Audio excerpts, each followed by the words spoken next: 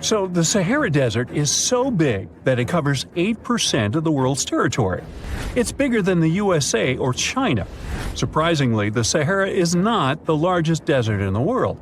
It is the third largest, behind Antarctica and the Arctic. But it is definitely the hottest one. Temperatures there reach 136 degrees Fahrenheit. This place has some of the most incredible sand dunes you've ever seen, towering up to 1,476 feet. But here's the kicker. There's a real risk that these dunes might continue to spread until they cover the entire world. Surprisingly, the influence of the Sahara Desert extends far beyond its borders. Its dust, carried by powerful winds, makes its way to the UK and across the European continent, particularly in winter. This dust, settling on the ground where it rains, is a familiar sight to those in the UK, often leaving a red residue on cars. This connection between the Sahara, England, and Europe serves as a stark reminder of the global reach of environmental phenomena. You might think this is not a big deal, but it could turn Europe into a desert, leaving its soil infertile and Europeans with no food. Soil is a fundamental aspect of human existence, just as crucial as clean water and air. Without it, we're left with nothing but a bleak and barren landscape. The Sahara Desert has already made its jump across the Mediterranean Sea, which is concerning and could change the landscape forever. 1/5 of Spain has already turned into a desert. The next victim is Italy, which also faces the problem of desertification. In fact, almost all European countries have the same issue. According to an expert, the land that has not changed for nearly 2,000 years will become mostly rock, and people living on this land will be gone. 60% of the soil in Moldova is gone, and the problem has expanded beyond the Black Sea. It has reached China and Mongolia, thousands of miles away from the Sahara Desert. All of this causes losses of $4 billion a year. The threat is so significant that even the UN has gathered the necessary resources to solve the problem as soon as possible. Italy is sending help to Africa to stop the Sahara Desert from expanding. If this process does not stop in the next 10 years, millions will be forced to leave their homes. The Sahara Desert is growing for approximately 30 miles per decade. You do the math and see how long it will take to cover Europe. Since 1920, the Sahara has expanded by around 10%. But not all hope is lost because more than 172 countries have joined to put a stop to the desertification of the world. The World Food Program is a project that aims to help bring back green land that was once present in the Sahara. When they told people who called the Sahara home what they were about to do, the latter basically laughed in their faces and said it was impossible. But when you have a specific goal in mind, the impossible becomes possible. If we traveled back around 5,000 years into the past, we would see a beautiful forest with lush green trees and grass. Africa's climate has been changing for 21,000 years, from fantastic greenery to uninhabitable deserts. This has to do with Earth's rotation and the monsoons that bring water to this dry continent. But with the help of scientists and some clever tricks, we can bring the greenery back and stop the Sahara in its tracks. The Senegal River serves as a border between the Sahara Desert, Senegal City, and Mauritania. When you look at this area from space, you'll see how the desert is expanding to Senegal because the vegetation along the riverbank is almost non-existent. Forests can serve as a barrier, stopping the sand from getting blown away and the desert from expanding. An effort to create a great green wall is being made, and how they do it is actually quite impressive. Nothing has been growing in the currently restored area for more than 40 years, making locals find other places to call home. People were thrilled when they saw that the land could be restored. They're very committed and learn to work with the soil and grow food. At the same moment, more than 30,000 hectares have been restored and transformed into lush greenery. The Sahel region is the starting point of desertification, and it is crucial to establish a green wall in that area first. To make this wall is not rocket science, since it only takes a few simple steps. The ground there is baked by the sun and as hard as a block of concrete. If you've ever poured water on concrete, you know that it just flows away. It doesn't stay in one place. So they had to create water-retaining half-moons that would hold the water and make it available to plants. When you learn about how these half-moons work, you might say, how did they not think of that sooner? Actually, this technique is ancient, and it was once implemented in Sahel, but it was lost over time. When the rain falls, the water is collected into the half-moons that are positioned a bit lower than the ground below contour lines. There is also a kind of bank at the end of the shape that prevents water from overflowing. And in the middle, there are plants that are happy because they have plenty of water to thrive. Also, it's essential to grow native plants that are kind of used to harsh conditions, like sorghum and millet. These plants have been surviving there for thousands of years and produce a good amount of biomass, which means the land can be rehabilitated faster and people will have food sooner. The water that will enter the half-moons won't be lost. It will penetrate the ground and top off underground waters. This will ensure the ground that H2O will never run out and that future generations will have usable aqua. This brilliant planting technique is not limited to half-moons. People also create lines and plant various vegetables, such as tomatoes.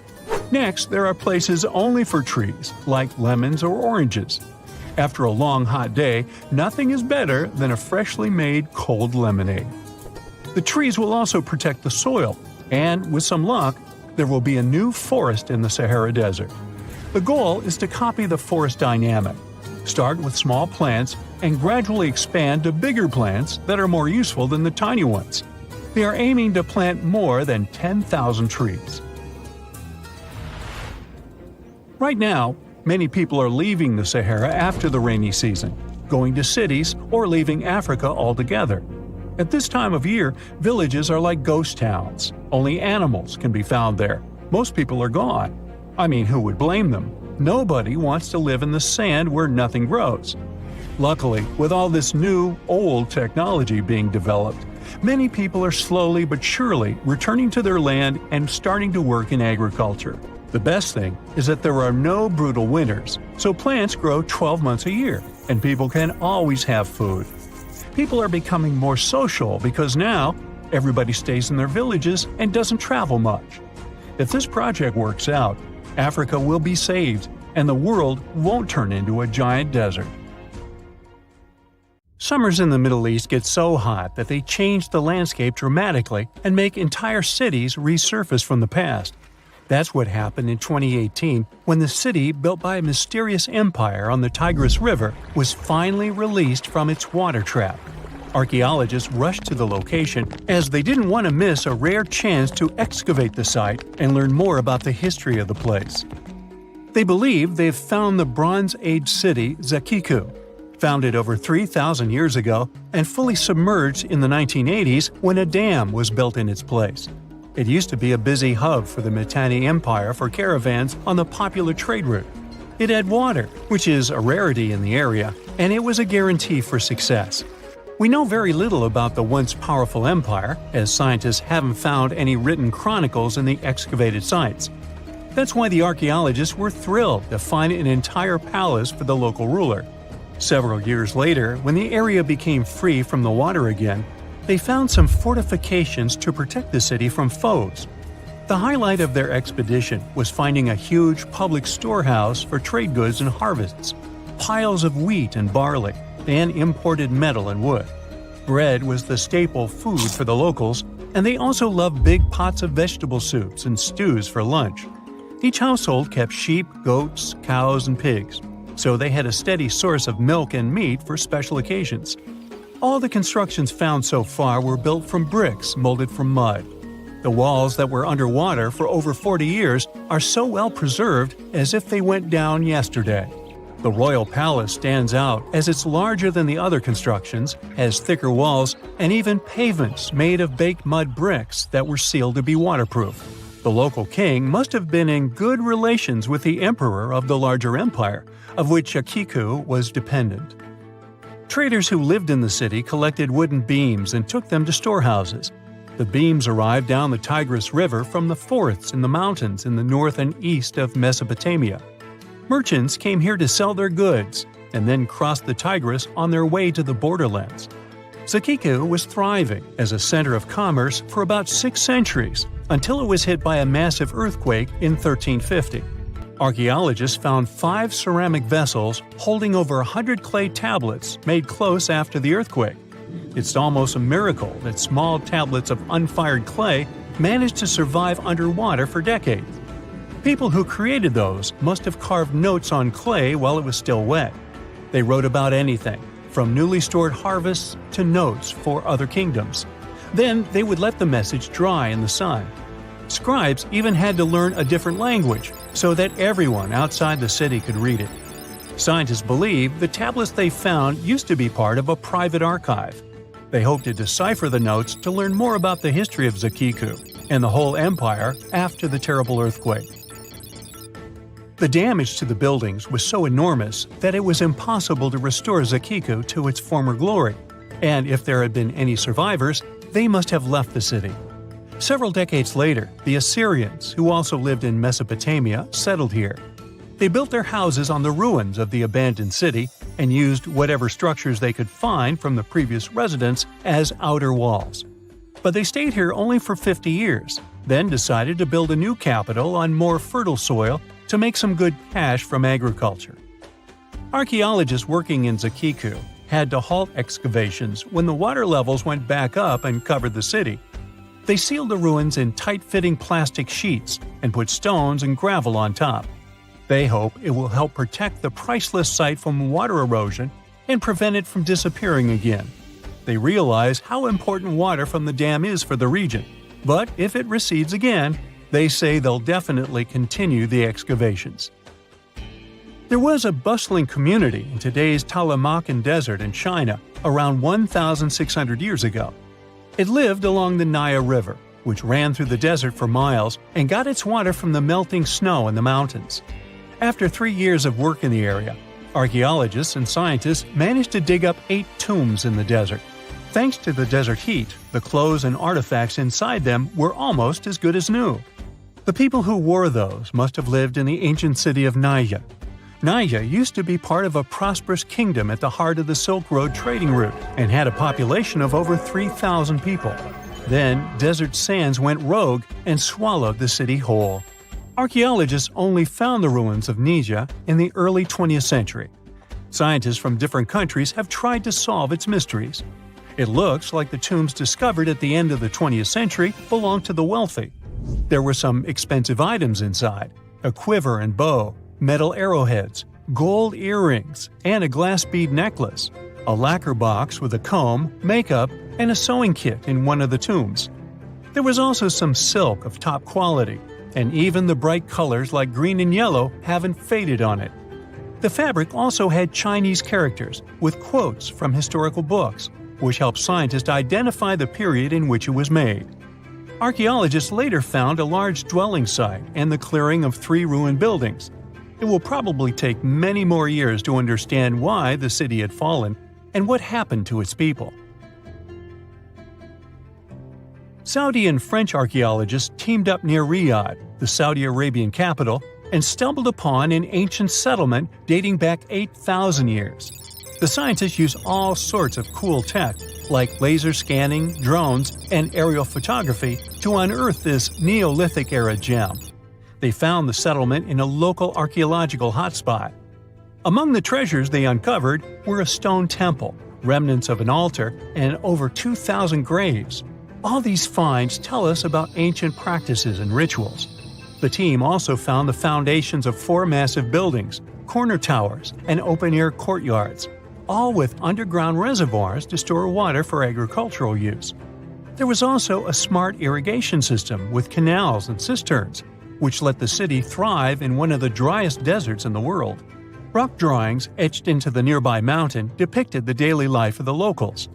The excavations have been going on in the area for over 40 years, and scientists still keep finding new artifacts to answer more of their questions.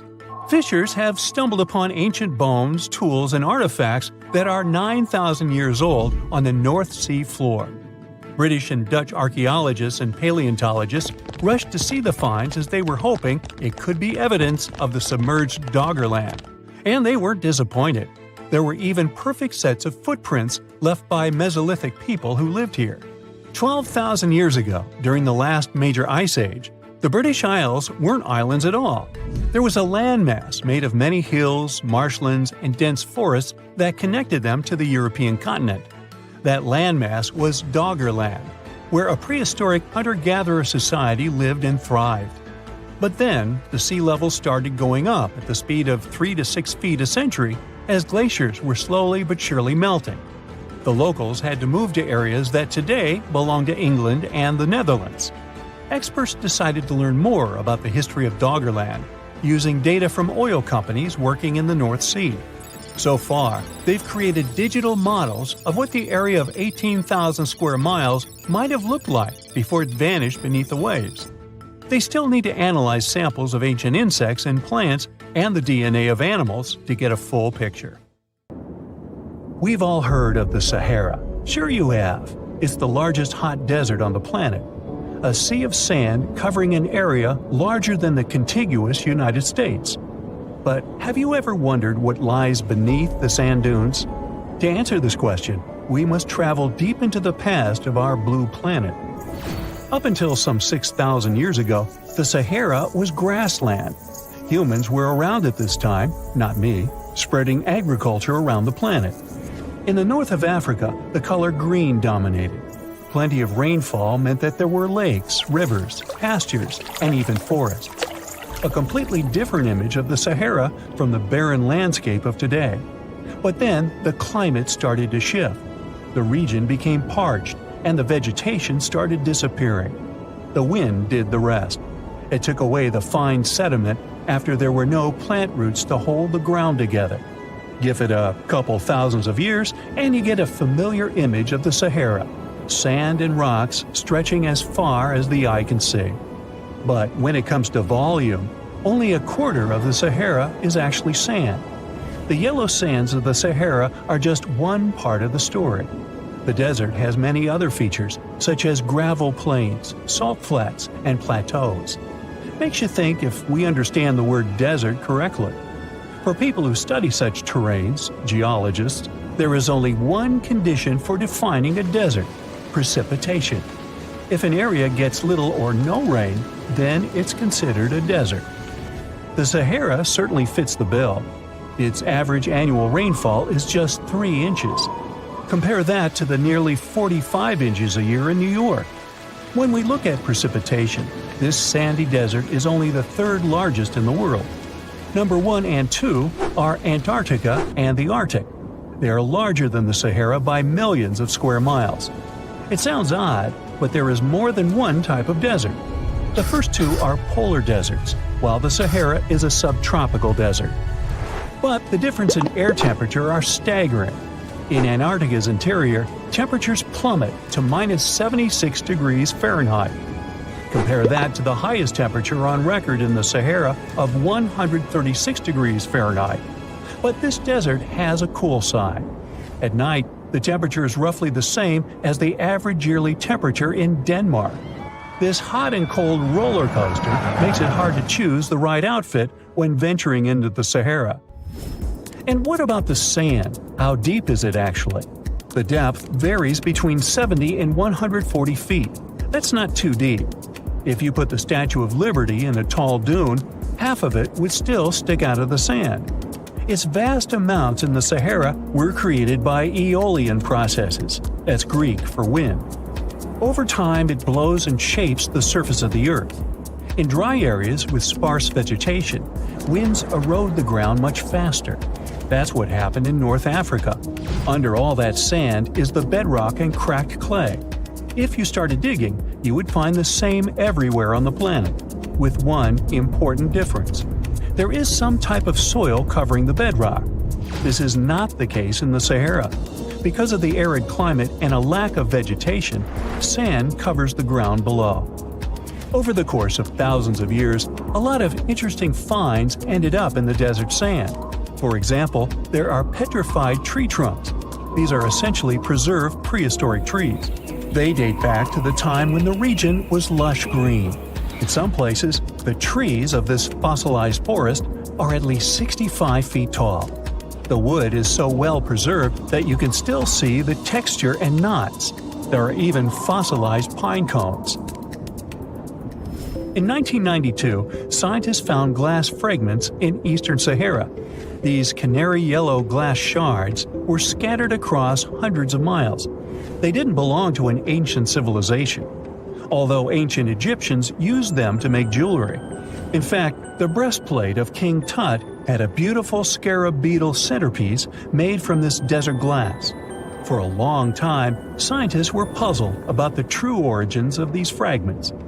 They finally concluded that the glass was around 29 million years old. It is an impact tape. If that sounds like it has something to do with the word impact, you are correct. These rocks are formed when a meteorite hits the surface of the Earth. This generates a lot of heat. Scientists estimate that the temperature needed to melt this mineral was close to 3,000 degrees Fahrenheit. Apart from the regular fine-grained sand, we also have melted sand in the Sahara. But the desert conceals other unlikely artifacts. Shark teeth are a common find in Morocco, which sits in the western part of the Sahara. What are the fossilized teeth of these marine predators doing in the middle of the desert? This part of the world looked entirely different millions of years ago. There was a sea cutting right through what is now a desert. The Trans-Saharan Seaway ran the length of present-day Algeria and Mali. It was around 165 feet deep. That was enough for all sorts of aquatic animals to inhabit it. Large catfish, sea snakes, and of course sharks lived in the area. British archaeologists even unearthed a turtle shell in Mali in the 1980s. For centuries, there was even an entire city hidden under the desert. Timgad was a Roman outpost constructed by the Emperor Trajan around the year 100 in the current era. For various reasons, its residents abandoned it around the year 700. The sands of the Sahara soon engulfed the city. It had remained hidden for nearly 1,000 years. Then, in the 1700s, a Scottish explorer started digging out the city. His team first uncovered a sandstone triumphal arch 40 feet high, similar to the ones we can see in Rome and Paris today. An amphitheater soon popped out of the sand, and it was followed by well-preserved statues of Roman emperors. The Scotsman's find was so impressive that no one believed him at first. It took 2 more centuries for archaeologists to fully excavate the city during the 1950s. The site covers a surface as large as 10 polo fields. The ruins reveal the full mastery of Roman city planning. All the streets meet at a right angle in what is known as an orthogonal grid. You can find the same layout in modern cities such as New York. Historians estimate that during its heyday, 10,000 people called Timgad home. Different nationalities lived here, from Romans to people of African descent. Today, more than 2.5 million people live in and around the Sahara. They are spread across 11 countries in total, and their living space is growing. The desert is 10% larger than it was just a century ago. This process doesn't involve sand pouring out of the Sahara. The ecosystems on the edges of the desert simply change over time. The wind blows the soil away and vegetation dwindles. The perfect conditions for the formation of a desert landscape. These changes are happening in the Sahel, a region south of the Sahara Desert. That's why the African countries have recently come together for a project called the Great Green Wall. The primary goal is to stop the desertification of the Sahel and hold back the sands of the Sahara. Their plan is ambitious and involves planting a wall of trees from the west to the east of the African continent. The proposed forest is not only going to be long, but wide as well. The Sahara and the Sahel share a historic bond. Since antiquity, camel caravans have been making the journey from Africa's Mediterranean coast in the north to the savannas in the south. The golden age of this trade kicked off in the 9th century. The perilous journey took several months to complete. The route was 2.5 times longer than the length of the Grand Canyon. Explorers still find evidence of these ancient caravans hidden away under the sands of the Sahara. Australia used to have its own giants. Those were huge animals that could have dwarfed anything living on this continent these days. Scientists found the remains of many of those ancient creatures in the Narracuta Caves in South Australia, 4 hours away from Adelaide. It's a lovely region, but it can be treacherous. Watch out for holes the ground is pocked with. Known as pitfall traps, many of them are no wider than a coffee table. They're deep and plunge into the darkest of caverns. One of such caverns is called Victoria Fossil Cave, and it's a treasury that's been hiding the bones of around 45,000 animals for centuries. Some of the oldest bones belong to creatures far more terrifying than any animal you can encounter today. Those were the ancient Australian megafauna, huge beasts that roamed the continent during the Pleistocene epoch. During those, there were giant snakes, huge flightless birds, wombat-like creatures the size of a rhinoceros, and many others. One of the largest examples of the Australian megafauna scientists have discovered so far is the Diprotodon. That giant herbivorous creature was 10 feet long and 6.5 feet tall, and weighed more than 6,000 pounds, about as much as a small Asian elephant. Even though this terrifying beast didn't eat meat, it could have smashed other animals with its sheer weight. Scientists have found the remains of hundreds of such creatures all over Australia, so it's safe to say that no other animal from that time or in that location was larger than this giant. Despite its creepy appearance, the Diprotodon was a relative to the modern-day wombat, and those are known to sometimes pounce humans. The Diprotodon had toes that pointed inward and were well suited for digging burrows. On the other hand, Diprotodon was a giant, and it was unlikely that it used to do so. It was likely a trait it had inherited from its smaller burrowing ancestors, or it could have used its claws to search for roots. This theory is supported by the fact that the animal's pouch was facing backward. It prevented any dirt from collecting inside while the creature was digging. Since this animal was so big, it didn't have to worry much about predators. Up until 60,000 years ago, when the first humans appeared on the continent, full-grown Diprotodons only had to look out for creatures like the quincana. Measuring in at a whopping 20 feet long, the quincana was a land crocodile. It lived in Australia from around 20 million to 40,000 years ago. It disappeared along with most other mega creatures of the last ice age. It's thought to be the result of the first humans coming to the continent. Even though the quincana was extremely fast and dangerous, it was possible that this creature got out-competed by human hunters who took all available prey. Unlike modern crocodiles that are mainly aquatic, that mighty beast was a land dweller. Scientists figured it out by studying the quincana's legs. They were able to support and carry the body clear off the ground. It means there was no escape for ancient people once the quincana spotted them. Modern crocodiles can only push themselves along on their bellies. Such an adaptation allowed the quincana to chase its prey for long periods of time, exhausting it in the process. Another creepy feature of this ancient monster was its teeth. Aquatic crocs have conical teeth. Those are great for gripping and holding on to prey underwater. But quincana had knife-like teeth, ideal for slicing soft-bodied animals like, mammals. Another Australian monster, Thylacoleo, wasn't all that large, but it didn't make it any less terrifying. It was still among the top predators and the biggest carnivorous animals in Australia. This creature was a true oddity of nature, even by prehistoric standards. First, its teeth resembled not those of a regular predator, but those of a rodent. Its front incisors were enlarged, taking the place of canines. Premolars were also shaped like blades. They were used for cutting flesh and bone. At first, scientists thought that Thylacoleo used those teeth to eat nuts and fruits. But later, a study showed that the use of such teeth was better suited on necks and spines. The jaws of this ancient creature were immensely powerful. A 220-pound Thylacoleo had a bite force similar to that of a present-day 550-pound lion. It means that the animal could easily bring down prey much larger than itself. Then there was Thylacoleo's tail. It had strong muscles which provided the animal with the ability to use the tail as support when tackling large prey. The Thylacoleo had retractable claws, and this feature is very uncommon among marsupials. It allowed the animal to keep its razor-sharp hooks from getting blunt and could help it get a better grip on its prey. Scientists are quite sure that, like today's leopards, the Thylacoleo could climb trees and jump on other animals from above. It was done so fast and stealthily, they never knew what hit them. The creature's rear feet support this theory.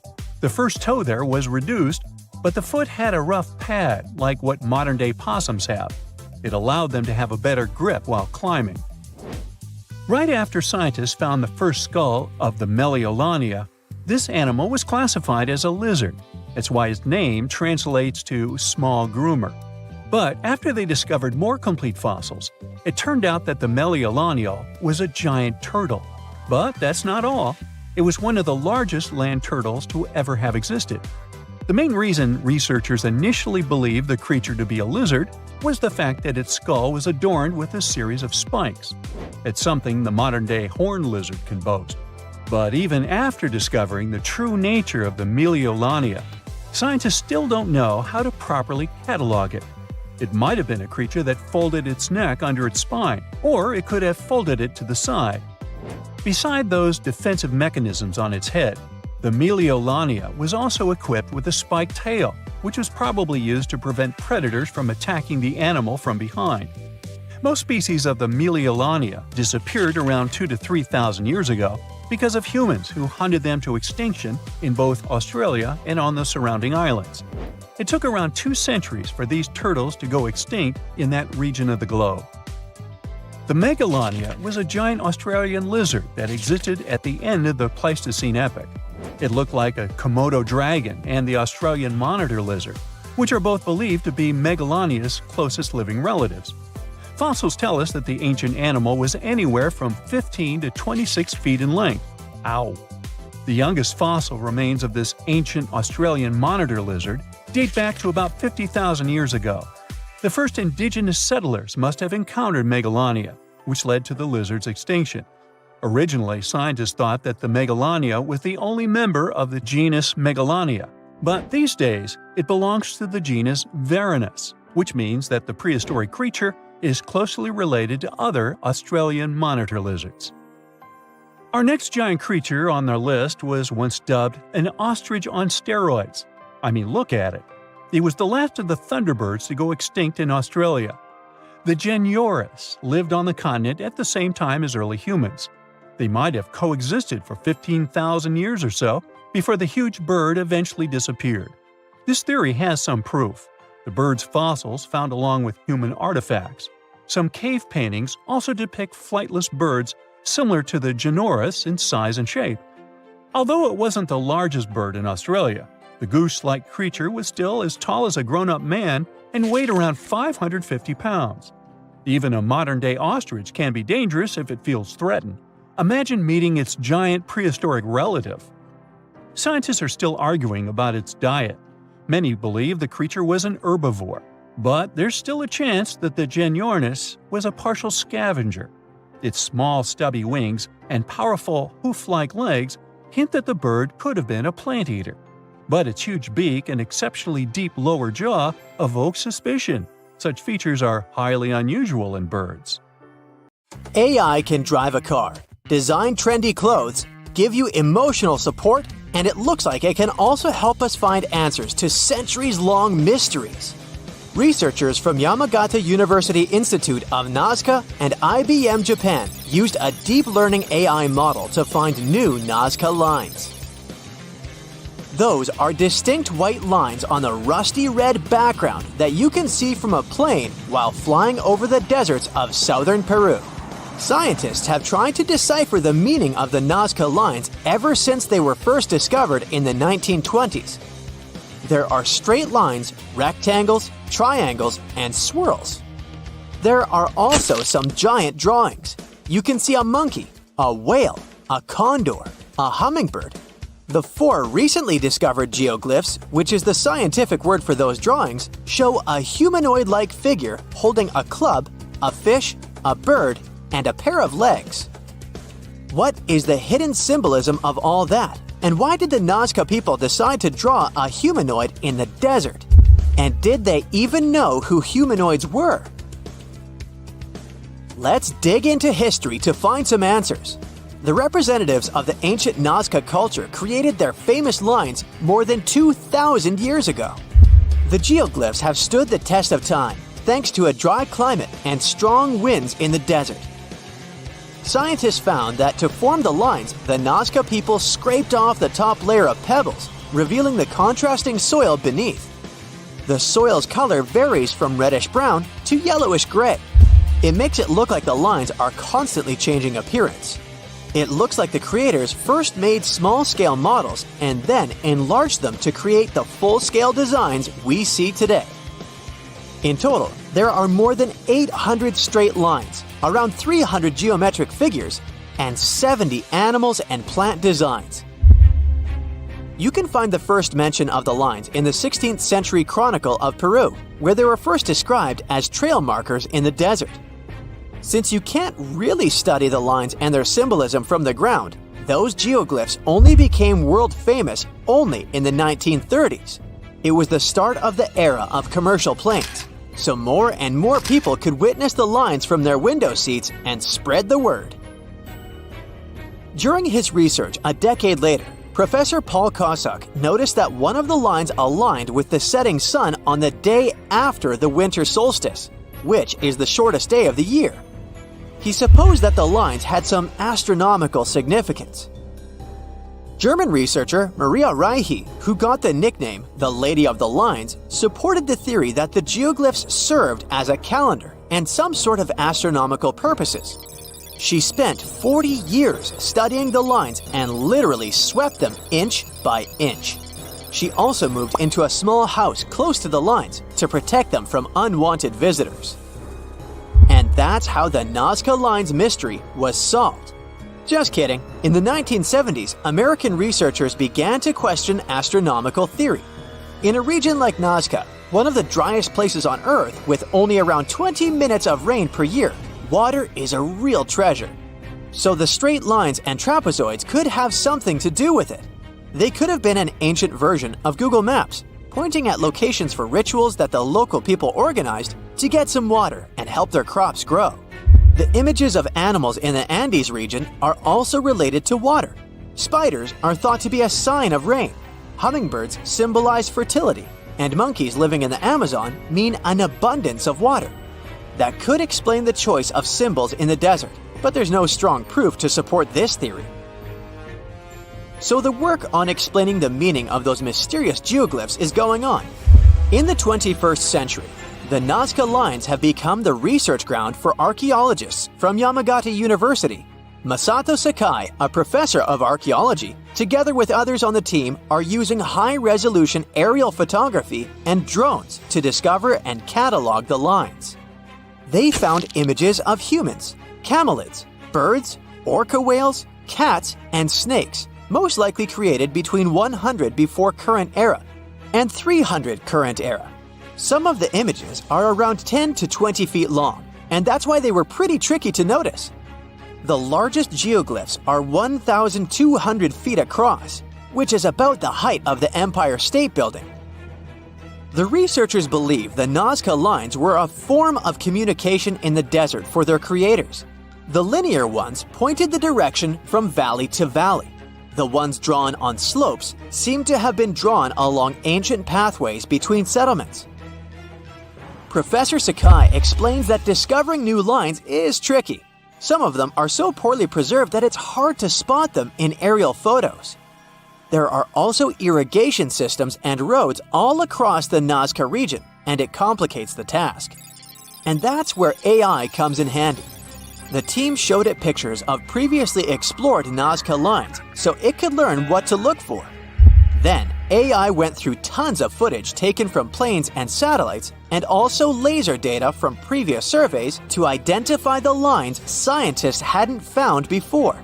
The system works 21 times faster than humans, and it made some curious discoveries.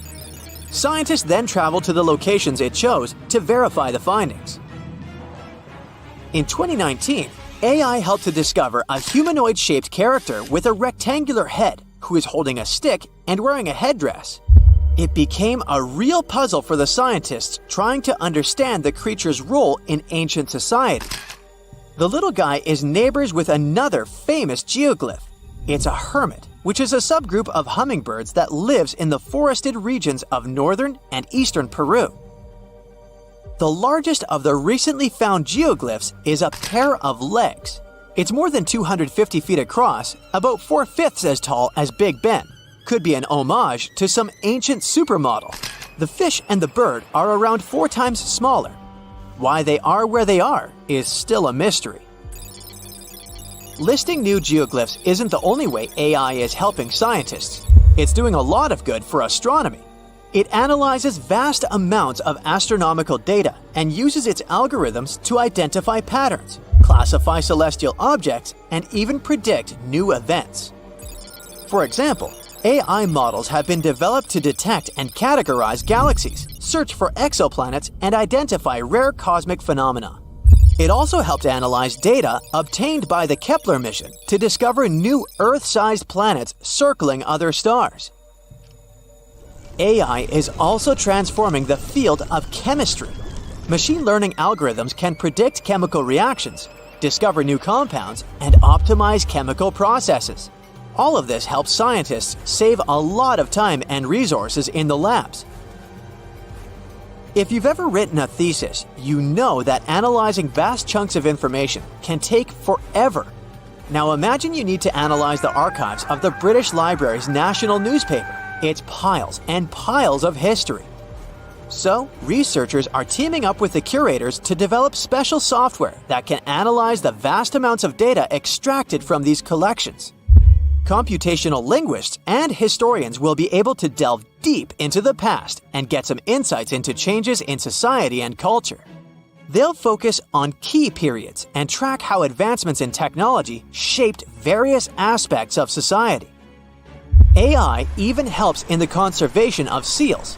It's really expensive and challenging to monitor certain species of those cutie pies living in the sea ice zone. Using high-resolution satellites, researchers can now identify the seals in photos, which already helps. But manually counting seals across huge areas of ice is like putting together a jigsaw puzzle of a blue sky consisting of 1 million pieces. It takes a lot of patience, and different analysts come up with different results. Machine learning algorithms can be trained to recognize and distinguish seals in satellite imagery and count them automatically. Researchers can then use this accurate data to monitor seal populations over time and study their behavior and habitat more effectively. Ah, it's a lovely day for a boat ride in the swamp. If not for these mosquitoes, then today would be perfect. But for some reason, the mosquitoes keep getting bigger the further you go into the swamp. They started out as tiny, almost invisible insects, and can now be the size of your thumb. You can hear their buzzing as they whiz past you. You go deeper to investigate why they're so big. Eventually, you see a large cluster of mosquitoes the size of your hand buzzing around. They notice you and start flying toward you. You grab a branch and start swatting them away. You run back to your boat and try to escape, but they follow you, and some manage to land on you. You swat them away, but more mosquitoes pop out of nowhere, the size of a basketball. You start your boat and speed your way back to the mainland. As you arrive, you see everyone running away in a frenzy, panicking because of the giant mosquitoes. Some of them are as big as a large dog. People are ducking under picnic tables, while some are running back to their cars and driving away. You get off the boat and run toward the closest grocery store, along with dozens of people.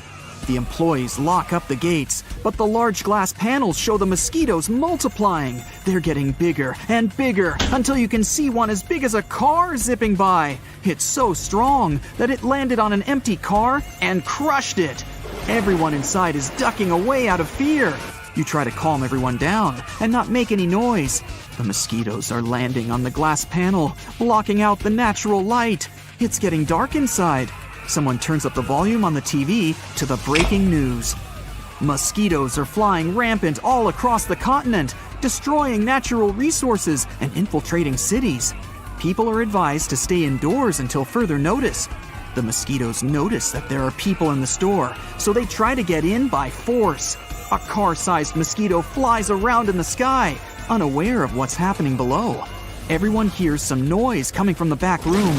The employees realize they didn't lock the doors. A large mosquito enters and knocks down everything.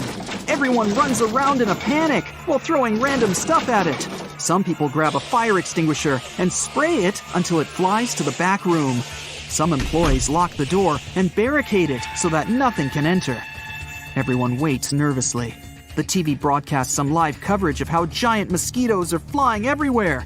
A helicopter is forced to land because the mosquitoes are flying around wildly in the skies. Everyone shudders when they hear the sound of more mosquitoes buzzing around near the back door. Hours pass, and more mosquitoes keep coming endlessly. There are no people outside, and much of the urban and landscape design in the park is destroyed or overrun by giant insects. Some people eat whatever is available, while some are sleeping. A piece of breaking news interrupts the live coverage and shows that there will be armored buses ready to pick up people near the picnic site. However, the buses won't drive to hotspots since it'll be too dangerous. The only way to get on them is by being on the highway in 2 hours. Everyone tries to call their loved ones, but the cell towers have been knocked down and no one can call anyone. The mosquito that broke in a while ago destroyed the only landline that was present. People are arguing about whether they should stay or go. More insects cover the only clear patches of the sky until the sun disappears. The people split into 2 parties, those who are leaving to catch the bus and those who want to stay. The employees know a back way that can quickly lead to the highway. The only problem is that it'll take around 20 minutes on foot, and there are no cars to use. The way is tricky. First, they would need to escape through the main entrance and head through the bushy forest behind the dumpsters. Over there, they can enter a building, possibly through the sewers, which will lead to the lake next to the highway. The first party decides to leave. They prepare supplies for the breakout. Every second, more mosquitoes arrive, covering the sky. They gear up with anything they can find to protect themselves. Mosquitoes are attracted to the carbon dioxide that people breathe out, and they know that there's a source coming from the grocery store. Once everyone is ready, they get some makeshift torches and light them up. They add some barbecue fuel to keep the fire going. You're part of the party that is planning to escape. The doors open, and everyone makes a break for it behind the dumpster. Many mosquitoes try to attack you, but the smoke from the fire repels them. Every second, more mosquitoes are filling the sky and the environment. Many people end up running back into the store since they couldn't make it past the dumpster to the other building.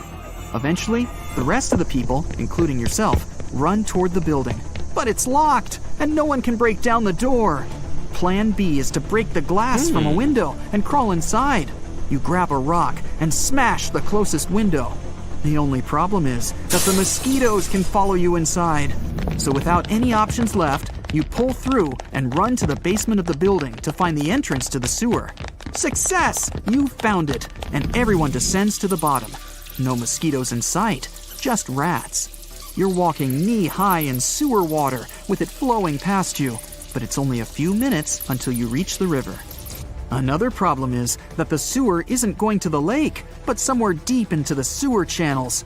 You follow it until you see what looks like an outlet. You make it out and are near a water hole where all the discarded sewage leads next to the swamp. The only problem is that you're not next to the highway anymore, and time is running out. More mosquitoes are swarming the air, but they don't bother buzzing next to you. You notice some cat-sized creatures floating on the water. These are baby mosquitoes, or the larvae, and they're coming your way. You and everyone else swim for your lives to the shore. The giant alpha mosquito soars into the air and swoops down to try and grab someone, but it misses. Everyone makes it to the thick, swampy area where no giant mosquitoes can enter. Everyone covers themselves with branches to protect themselves. 15 minutes until the armored bus arrives. Since the mosquitoes can't enter, this will be the best place to hide until then. Darkness falls, and still no bus. It's been 3 hours, and nothing. The mosquitoes are still buzzing around, and everyone is getting uncomfortable under the thick bushes.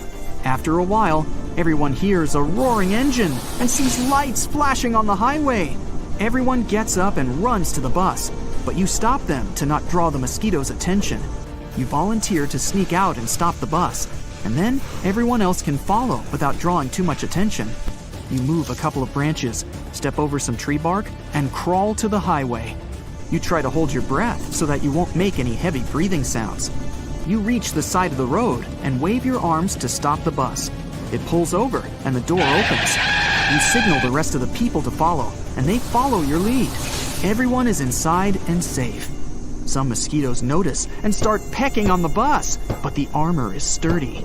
The bus drives off, looking for other people along the road, and suddenly, a Goliath lands in front of you. The bus stops and sees a mosquito the size of a Boeing 747. It looks straight at you. It gets ready to attack, but the bus speeds under its legs and drives off.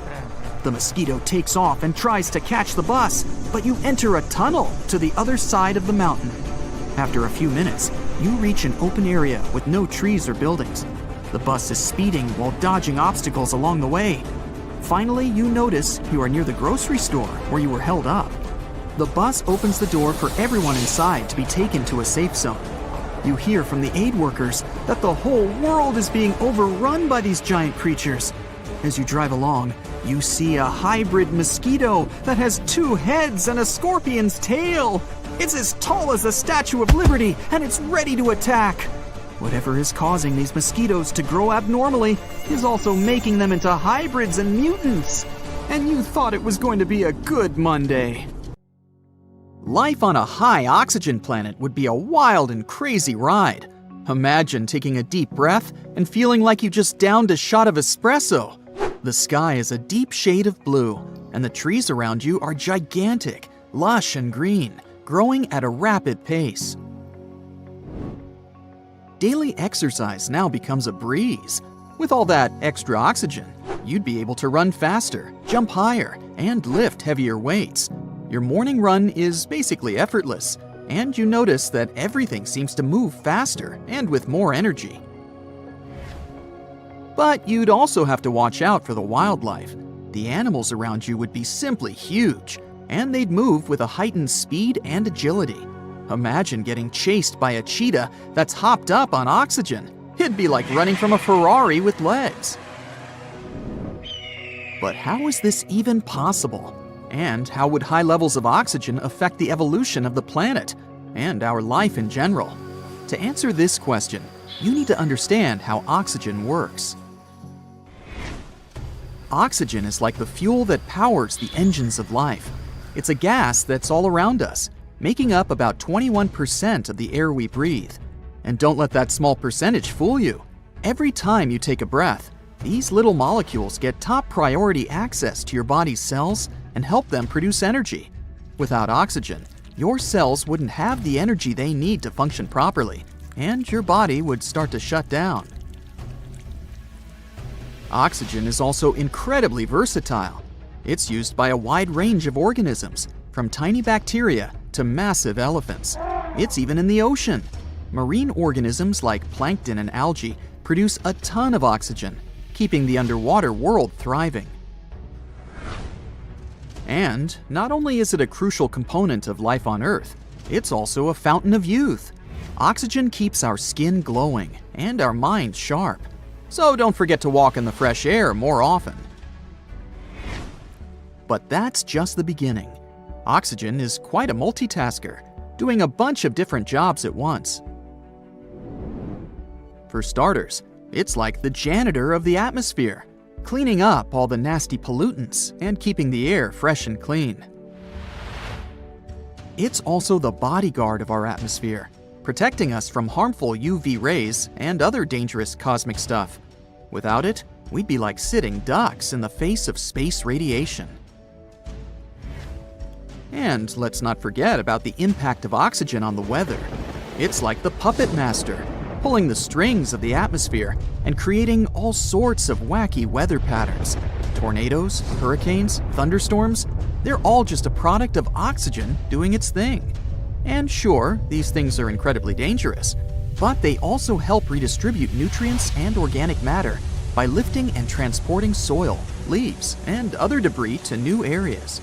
So they low-key help fertilize soil and provide nutrients for plants and other organisms. As you can see, The little oxygen molecules are working hard to keep everything in check. So, what would happen if we suddenly raise the levels up to 30, 40, even 50%? Actually, too much oxygen can become very dangerous for us. There's such a thing called oxygen toxicity. It can lead to a range of pretty bad symptoms and even the worst of outcomes. It's like eating too much candy. It might taste good at first, but you'll regret it later. It may sound surprising, but if you get too much oxygen, you'll be out of breath. You might feel great at first, but pretty soon you'll start feeling dizzy, like you've been dancing for hours without taking a break. Also, high oxygen levels can be downright toxic to your body. It can leave you feeling like you got hit by a truck. In fact, something similar happened on Earth many years ago. For example, this kind of environment existed during the Carboniferous period, when plants first began to take root on land. At that time, oxygen made up 20% of the atmosphere, about the same as today. It continued to rise over the next 50 million years, reaching levels as high as 35%. It had some pretty profound effects on the planet. Around 300 million years ago, massive forests sprang up on land and huge swamps dominated low-lying areas. But as these giant plants decayed, something strange happened. The level of carbon dioxide in the atmosphere suddenly dropped. Normally, when something decays, microbes break it down and create carbon dioxide. This gas helps us to trap the sun's heat and makes the planet warmer. But when these giant plants were buried under the deep swamps, microbes couldn't do their magic. All this made our planet much cooler, in a temperature sense. Who knew that something as simple as a breath of fresh air could have such a big impact? But this period of life on Earth helped us understand what our planet would look like if the oxygen level on it was much higher. And here's what we learned. We've already talked about the initial boost of energy and the exhaustion that follows. So we might need to wear special masks or equipment to help us breathe comfortably. Such an environment could also help you heal faster. It's like having a team of tiny doctors inside your body. But the downside is that it could also make you more susceptible to certain diseases and illnesses. So we're maintaining a balance then, I guess. And with all that oxygen, we'd have some pretty spectacular sunsets and sunrises to enjoy. The extra oxygen in the atmosphere would scatter light in new and interesting ways, creating breathtaking displays of color in the sky. And it's not just humans that would be affected. Plants and animals can also experience some wacky effects. Plants might grow like they're on steroids, reaching towering heights, like the beanstalk from that fairy tale. Imagine how much food we'd be able to harvest. Giant trees and crops could provide us with more sustenance than we've ever had. And animals might experience some crazy mutations.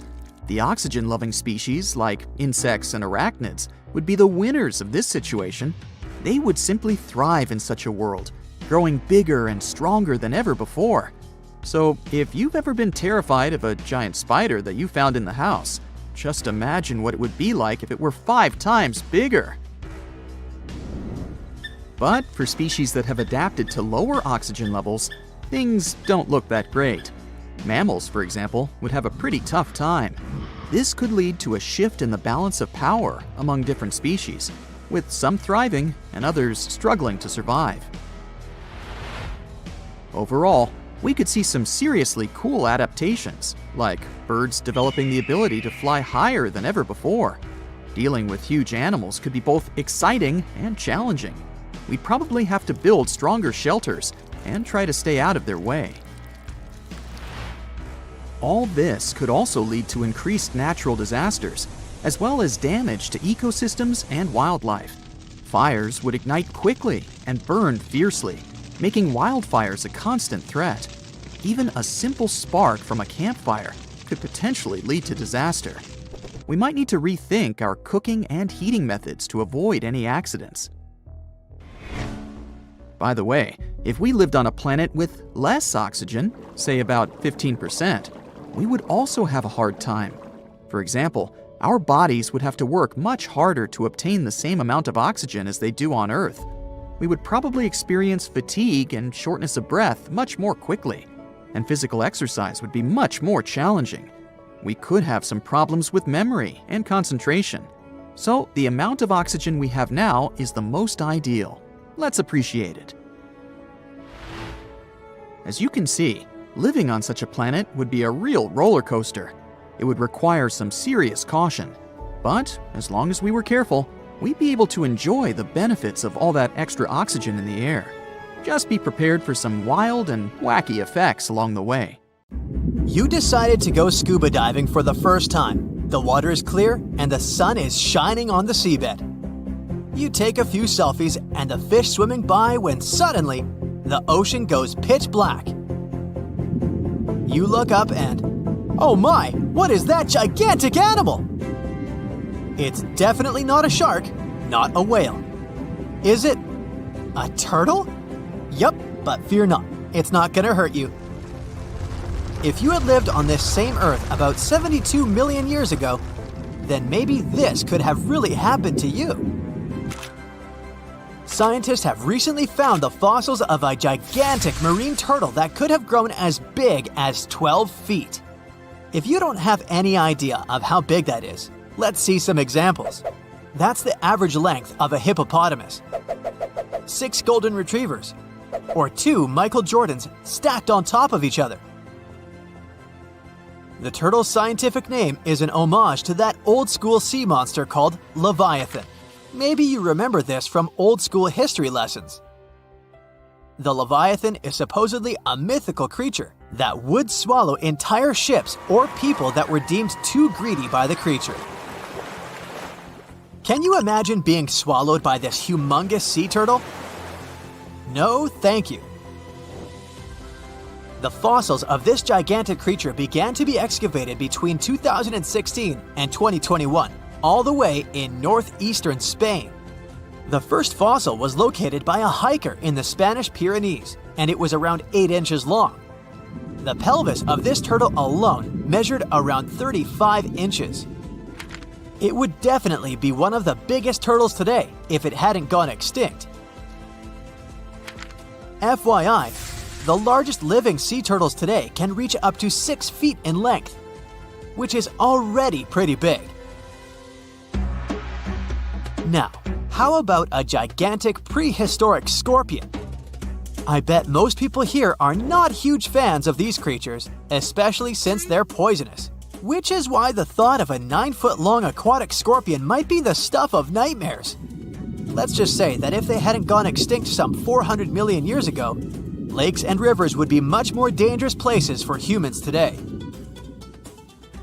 These gigantic insects were considered to be apex predators in their time, hunting everything from fish to other animals, even of their own kind. Yikes! I got goosebumps just imagining these creatures. Should we thank the asteroid that hit our planet now or later on in this video? Another prehistoric animal that would shock humans if it were still alive is the so-called megatherium, a gigantic sloth. This huge sloth is believed to have grown up to 20 feet long, and its weight could be up to 8,000 pounds. It was found in the woodlands and grasslands of South America. The creature used to stand on its 2 feet in order to reach leaves on high branches. These giant sloths had huge claws. They helped them climb trees. I gotta say, I feel uncomfortable imagining these elephant-sized sloths climbing trees. Oh, of course, some dinosaurs will make our super-sized creatures list. But before that, here's a fun fact. Did you know some dinosaurs are still alive today? Scientists have proven that birds are classified as theropod dinosaurs. Such infamous creatures as the T-Rex and Velociraptor belonged to this group. I'm sure you've heard these names even before you watched Jurassic Park. The velociraptor is that scary dino that breaks into the kitchen. Well, they evolved, gained some feathers, and turned into various species of birds we know today. That means that any bird from chickens to those little blue ones is a direct descendant of dinosaurs. Now, does the name Spinosaurus ring a bell? You can see this huge dinosaur in some museums today. Its fossils, I mean. The Spinosaurus was one of the biggest land predators to walk Earth. Actually, to walk its land and water, since scientists believe that this dino was semi-aquatic. It fed mostly on meat, which means humans would be its natural prey if it lived today. This meat-eating dino lived around 90 to 100 million years ago. It was about 60 feet long, 12 feet high, and weighed up to 22 tons. Its head was around the size of 8 bowling balls and was shaped like a crocodile's face. Basically, the Spinosaurus was a big African elephant with the face of a crocodile. Just kidding. But that would look funny though, wouldn't it? A much more attractive dino was this guy. It's considered to be the largest dinosaur that has ever lived on our planet. What made it so big was its extremely long neck and very long tail. You wouldn't want to stand behind this creature, believe me. If it decided to swish its tail, you'd get catapulted very far away. This creature lived around 100 million years ago, and its fossils were first found in Argentina around 2012. The dino measured 120 feet from head to tail, which made it almost as big as an American football field in width. And have I mentioned it weighed almost as much as a space shuttle? A staggering 75 tons. If it had been a carnivore, it would have probably been the greatest predator. But this big guy was a peaceful herbivore that had such a long neck that it could eat leaves from high trees. Cute, right? We must also talk about the Shastasaurus. As the name suggests, this animal is popularly known as the Mount Shasta lizard. Even though it was a marine reptile and probably never set foot on the mountain itself, this dino was usually around 23 feet long, but there was a specific strand of this species that could get as big as 69 feet long, about the size of the great blue whale. This made it the biggest marine reptile to have ever lived. A fun fact about the Shastasaurus is that scientists believe it didn't even have teeth, which means it could only feed on soft-bodied prey, such as squid, for example. The next animal on our list is the blue whale. Believe it or not, the biggest living animal on Earth actually started small. These days, the average mature blue whale can reach up to 100 feet in length and weigh up to 200 tons. That's more or less the weight of 40 elephants put together, or 30 Tyrannosaurus rexes, or 2,670 average-sized people. Blue whales have to eat up to 50 million calories per day to support that body. That's the equivalent of 30,000 Big Macs, just FYI. But blue whales weren't always this big. They actually evolved from a four-legged mammal that lived on Earth around 48 million years ago. Their ancestor was called Pakicetus, and it was only 6 feet long. Here's a fun fact. To be able to live in the water as one does today, the blue whale had to go through some intense adaptations. A blue whale can replace up to 80 to 90% of oxygen in its lungs each time it takes a breath. A human replaces only up to 15% for comparison. It allows these animals to dive for up to 1 hour at a time, down to a staggering depth of 330 feet. Elephants were bound to make the list. Elephants are currently the largest land animals on Earth. They can grow to be about 13 feet tall and weigh up to 7 tons. That's pretty small if we compare it to the other animals that once lived on Earth, right? But if we placed a 6-foot-tall human next to an elephant, we'll see it's not at all that small. African elephants are bigger than their close relatives, Asian elephants, and they have a similar lifespan to humans. up to 70 years. Pokemon might have made us collectively wish that salamanders were real-life dragons, although they're not. They can still be pretty cool though. There's a giant species of salamander that is known to be the largest living amphibian. They can grow to be as long as a regular-sized human, reaching up to 6 feet. I bet that wouldn't be a pleasant underwater encounter. Phew! This summer has been turning up the heat like never before. We feel like roasted marshmallows on a sizzling grill. Yes, the world is getting hotter, but some regions have always fought with high temperatures. It turns out people had some inventions to keep themselves cool in ancient times too. Some of them are still functioning, even 3,000 years later. Let's take a look at how people saved themselves from heat throughout history. So, put an ice cube into your cold drink and get ready to hear how people survived the heat. Speaking of ice cubes, do you know that the Persians made an ice storage system? In the deserts of ancient Persia, people had an out-of-the-box idea about how to prevent their food from turning into a melted mess. These ingenious Persians stumbled upon a physics trick that allowed them to create ice in the middle of the desert. They called these cool structures yakhchals, which basically means ice pits. These ice pits were not your ordinary coolers. They were like secret underground fridges. They looked like dome-shaped mud brick structures on the outside, but inside, it was a whole different world. These ice pits had an evaporation cooler system that worked like magic. At night, when the desert cooled down, Persians made use of the radiative cooling effect. They set up cleverly designed trenches to hold thin layers of water. The water froze, defying the desert heat. Then there were underground square storage areas. The Persians collected the melting ice water from these cool trenches, and during the night, they froze it again, making the most of the desert's natural chill. To add to the cooling effect, they built a wall to shade the storage areas from the hot midday sun. And that's not all.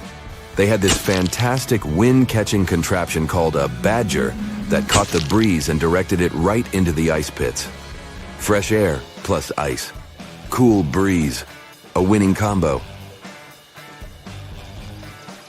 They even had intricate water channels called qanats to bring water to the ice pits and homes all the way from the nearby mountains.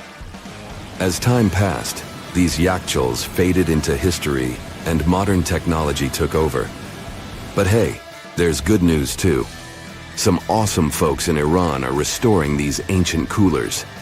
So, if you ever find yourself in the desert, don't forget to pay a visit to these marvelous places and witness the genius of the ancient Persians firsthand. Now, I want to focus more on the wind catchers because they don't just help make ice cubes. They actually function as a cooling system as well.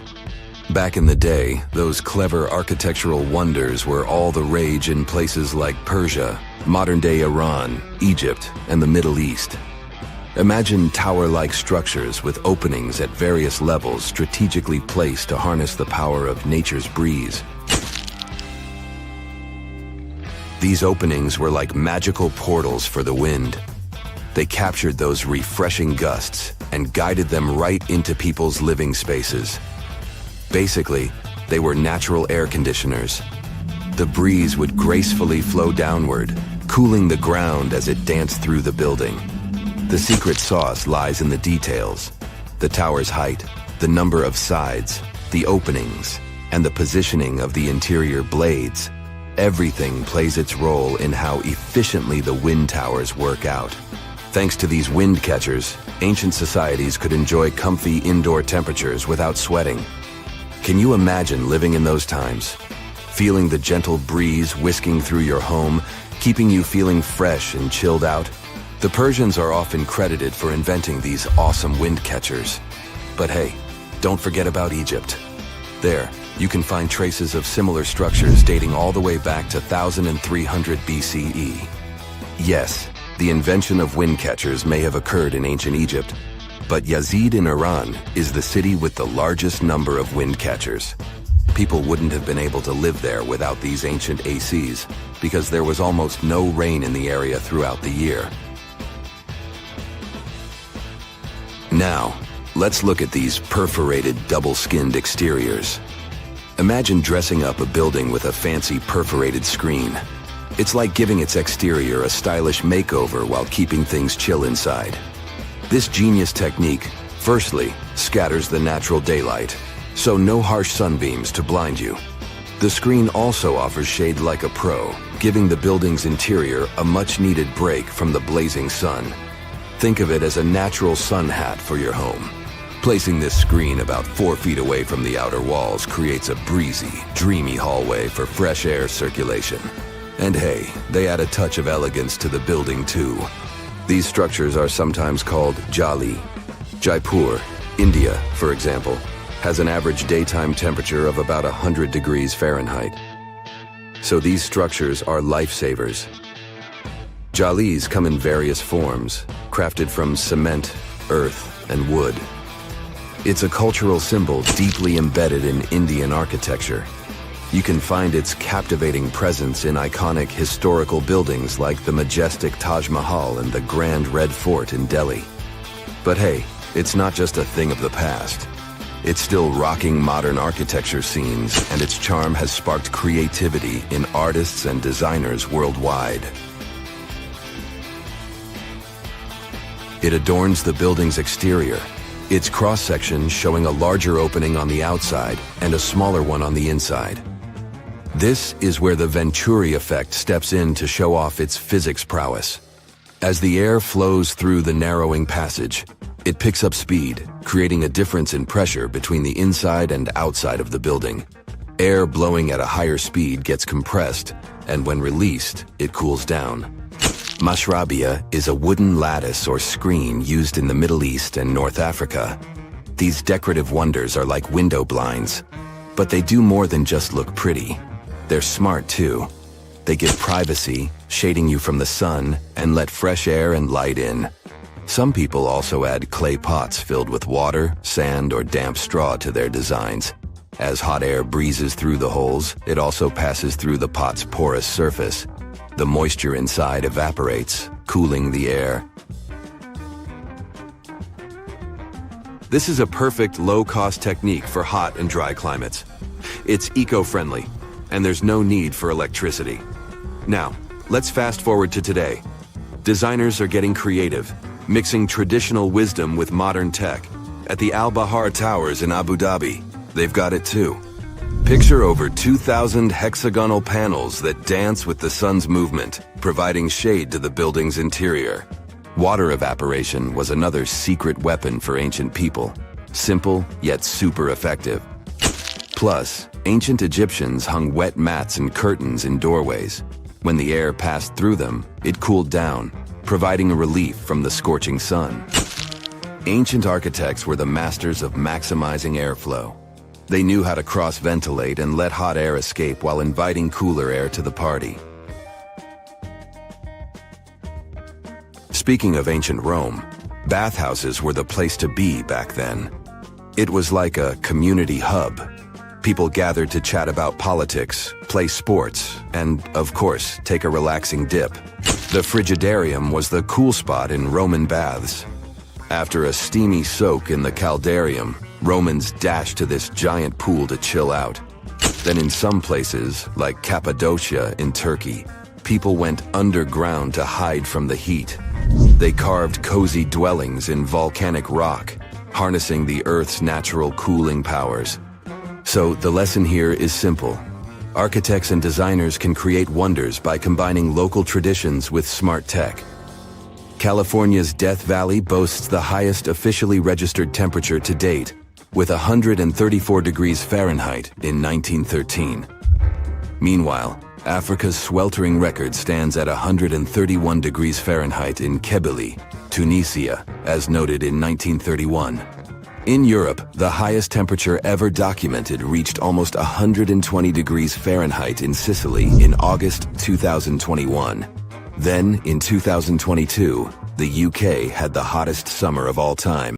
You find yourself in Africa, land of unique wildlife, home to a great variety of cultures and languages, and, first and foremost, host to the world's largest hot desert, the Sahara. It's daytime, and you are thirsty for some water and shade. You've been walking for days, trying to find one of those precious-looking oases. You feel you're near, but the horizon just keeps stretching and stretching. Your mind is tired, and your body is feeling all the heat.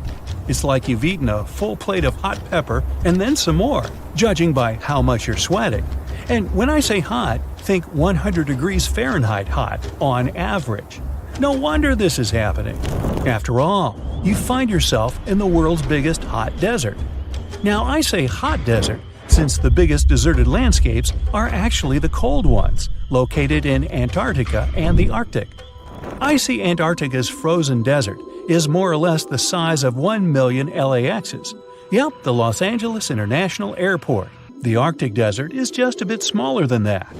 Now, in case you don't know, the Sahara Desert is located in northern Africa, stretching from the Atlantic Ocean all the way over to the Red Sea. It occupies an area large enough to place approximately 100,000 Disney World theme parks side by side. According to scientists, its boundaries are expanding. Deserts usually form in the subtropics because of what's called Hadley circulation. The air rises at the equator and descends into the subtropics. This circulation of air has a drying effect, which helps the formation of desert landscapes. Since the 1920s, the Sahara is considered to have expanded by over 10%. How is this happening? Well, let's start from the beginning. You probably know the Sahara Desert as one of the most inhospitable places on Earth today. Just FYI, for a place to be considered a desert, it has to receive less than 4 inches of rain per year. Due to the very small precipitation index, deserts are usually dry and arid places. There is little humidity in the air, and daytime temperatures can go as high as 130 degrees Fahrenheit. Usually, there isn't that much animal and plant life because of the lack of water. But in the Sahara's case, it wasn't always like that. It may be difficult to imagine northern Africa without the tons of sand it has today. But about 20,000 years ago, the Sahara was actually one big oasis. Recent discoveries show clear evidence of what the scientists now call the Green Sahara. In the mid-1800s, a German explorer crossing the Sahara encountered some paintings and engravings that nomad artists had left behind. What he saw in those paintings looked nothing like his actual surroundings. Instead of an arid landscape with only camels and desert vegetation, the rock paintings depicted jungle animals like giraffes and hippos. There were even images of livestock and grazing animals such as cattle and sheep, something that seems impossible for modern-day Sahara.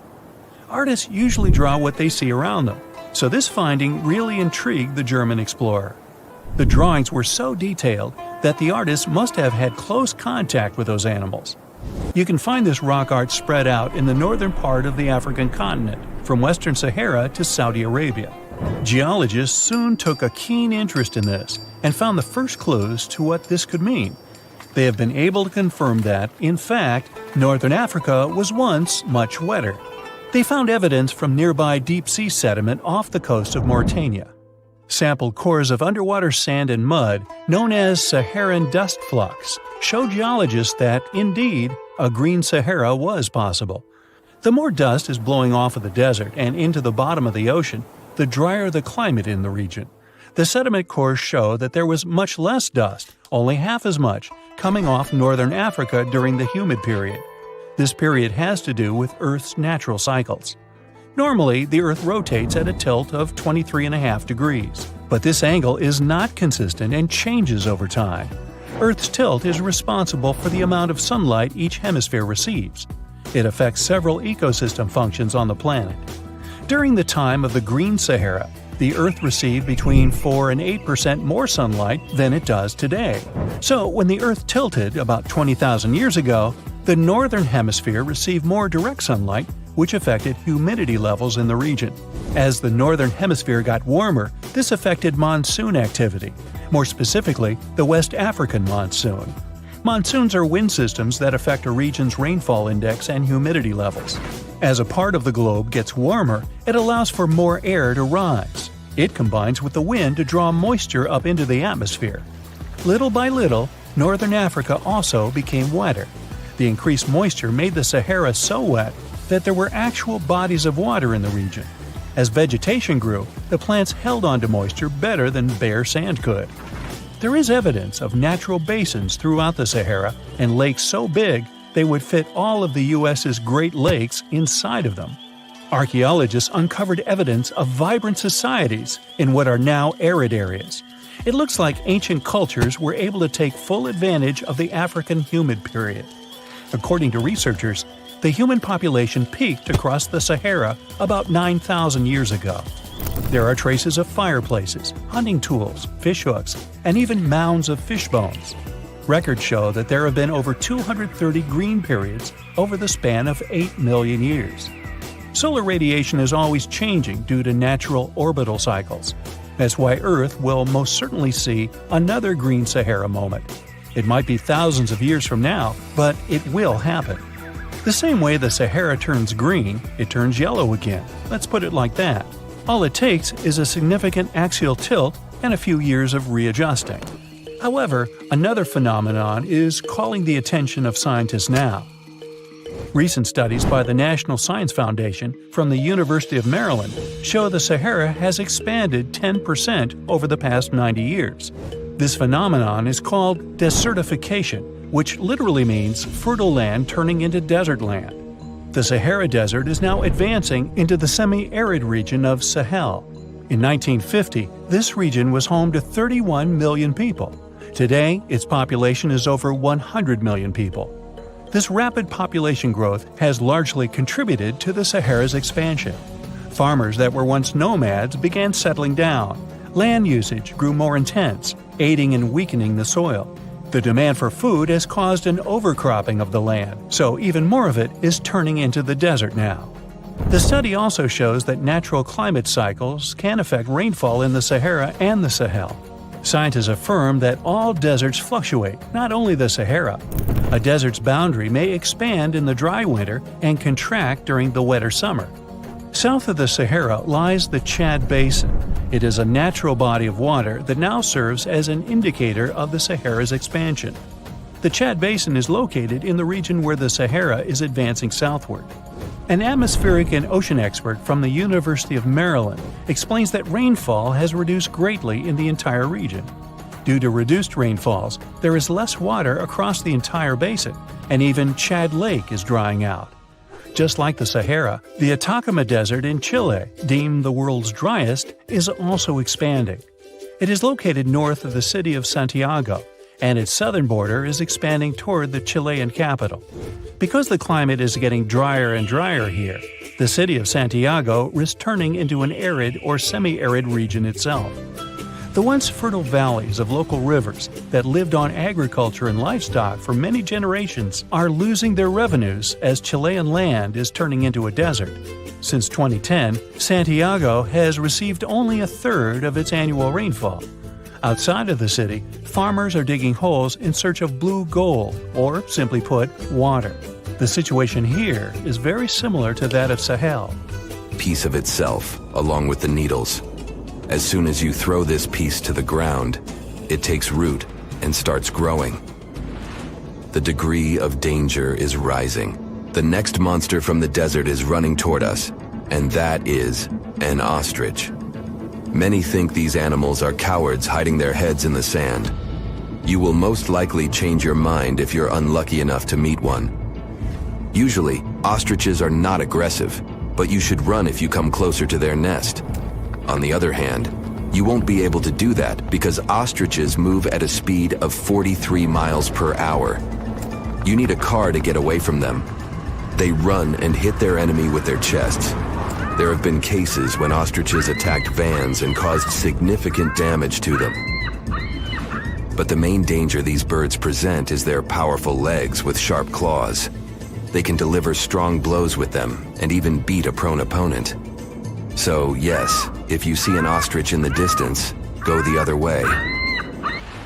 This small spotted lizard lives underground almost all the time in the arid deserts of the southwestern US and northwestern Mexico. Sometimes it goes outside to find lunch. It only seems cute, but in fact, It's a dangerous Gila monster. Its thick skin protects the reptile from hawks, coyotes, and other predators. But its main protection is its venom. Snakes and spiders inject their toxins using long, needle-like fangs. The Gila monster clamps down and chews the prey to spread the venom. And when it bites a person, it can keep its jaws closed for a long time. Getting rid of the animal is a tricky feat. People who have experienced the effects of the venom say it feels as if hot magma passes through the veins. Despite this, the lizard turned out to be useful for science. Doctors used its venom to create medicines for diabetes and obesity. The time has come. Now you're about to meet one of the creepiest creatures living in the desert. Be quiet and listen to the silence. Stand still. There's no one around. Suddenly, you hear some hissing coming from below. You lower your head and see it. A big yellow spider the size of a human palm with strong jaws and long legs hides in the shadow of your body. In horror, you run away from this monster, but it goes after you. It isn't easy to do it in this situation, but try to calm down. The creature isn't interested in you. It wants only your shadow to hide from the scorching sun. Anyway, it's better not to touch it. The powerful jaws of the camel spider can cause unpleasant sensations, to put it mildly. And, by the way, this creature isn't really a spider. Yeah, it belongs to the class of arachnids, but it's a separate species, Salpagid. It likes to bite. It's fearless and pretty aggressive. The spider preys on insects, lizards, rodents, and small birds. It can also move at a speed of 10 miles per hour. For their small size, this is very fast. You need to be a professional athlete to run away from it. Most often, you can find camel spiders in the deserts of the Middle East, but they also live in Mexico and the southwestern US. These runners are nocturnal and try to avoid the sun during the day, so they are always hunting your shadow. By the way, they got their name because they often hide in the shadows of camels. You won't hide from them during the day, but they will also want to come after you at night, especially if you make a fire. Salpugids always run to the light in the hope of eating something. Some species of these spiders make a hissing sound to scare their enemies away. Now, let's calm down for a second and leave the hot desert. We're going into the humid tropics of Tanzania. Under tree bark, fallen leaves, and in dark caves, you can meet one of the most terrifying creatures on Earth, a tailless whip scorpion. Imagine a big scorpion without a tail, with a flat body that looks like it has been pressed by something. It's similar to spiders, but has no venom glands and can't spin a web. This monster is silent and fast, but the scariest thing is its 2 front claws, twice as long as the creature itself. Any prey it catches will never escape. Life in a dark cave has spoiled its eyesight, so the whip scorpion tries to avoid sunlight. During molting, it climbs up to the ceiling and slowly comes out of its old skin. Imagine directing your flashlight there and seeing small cocoons out of which pale spiders with excessively long legs crawl. If you really meet it, be calm and slowly go away as far as possible. Be careful. The flat scorpion can crawl under your clothes in a second and bite you in the stomach. And that's not the worst part. Okay, this is a joke. This pretty guy is one of the shyest and most harmless creatures among spiders and scorpions. It's afraid of you and will never attack. Many consider it beautiful and keep whip scorpions in glass terrariums. If you want such a pet, carefully watch it so that it doesn't run away from its house. If it happens, it will be pretty challenging to catch it again. In a matter of moments, it can get under your bed or go through gaps in the floor. Then it'll go to your neighbor's apartment through a ventilation system and scare people there. Okay, how about one more scorpion?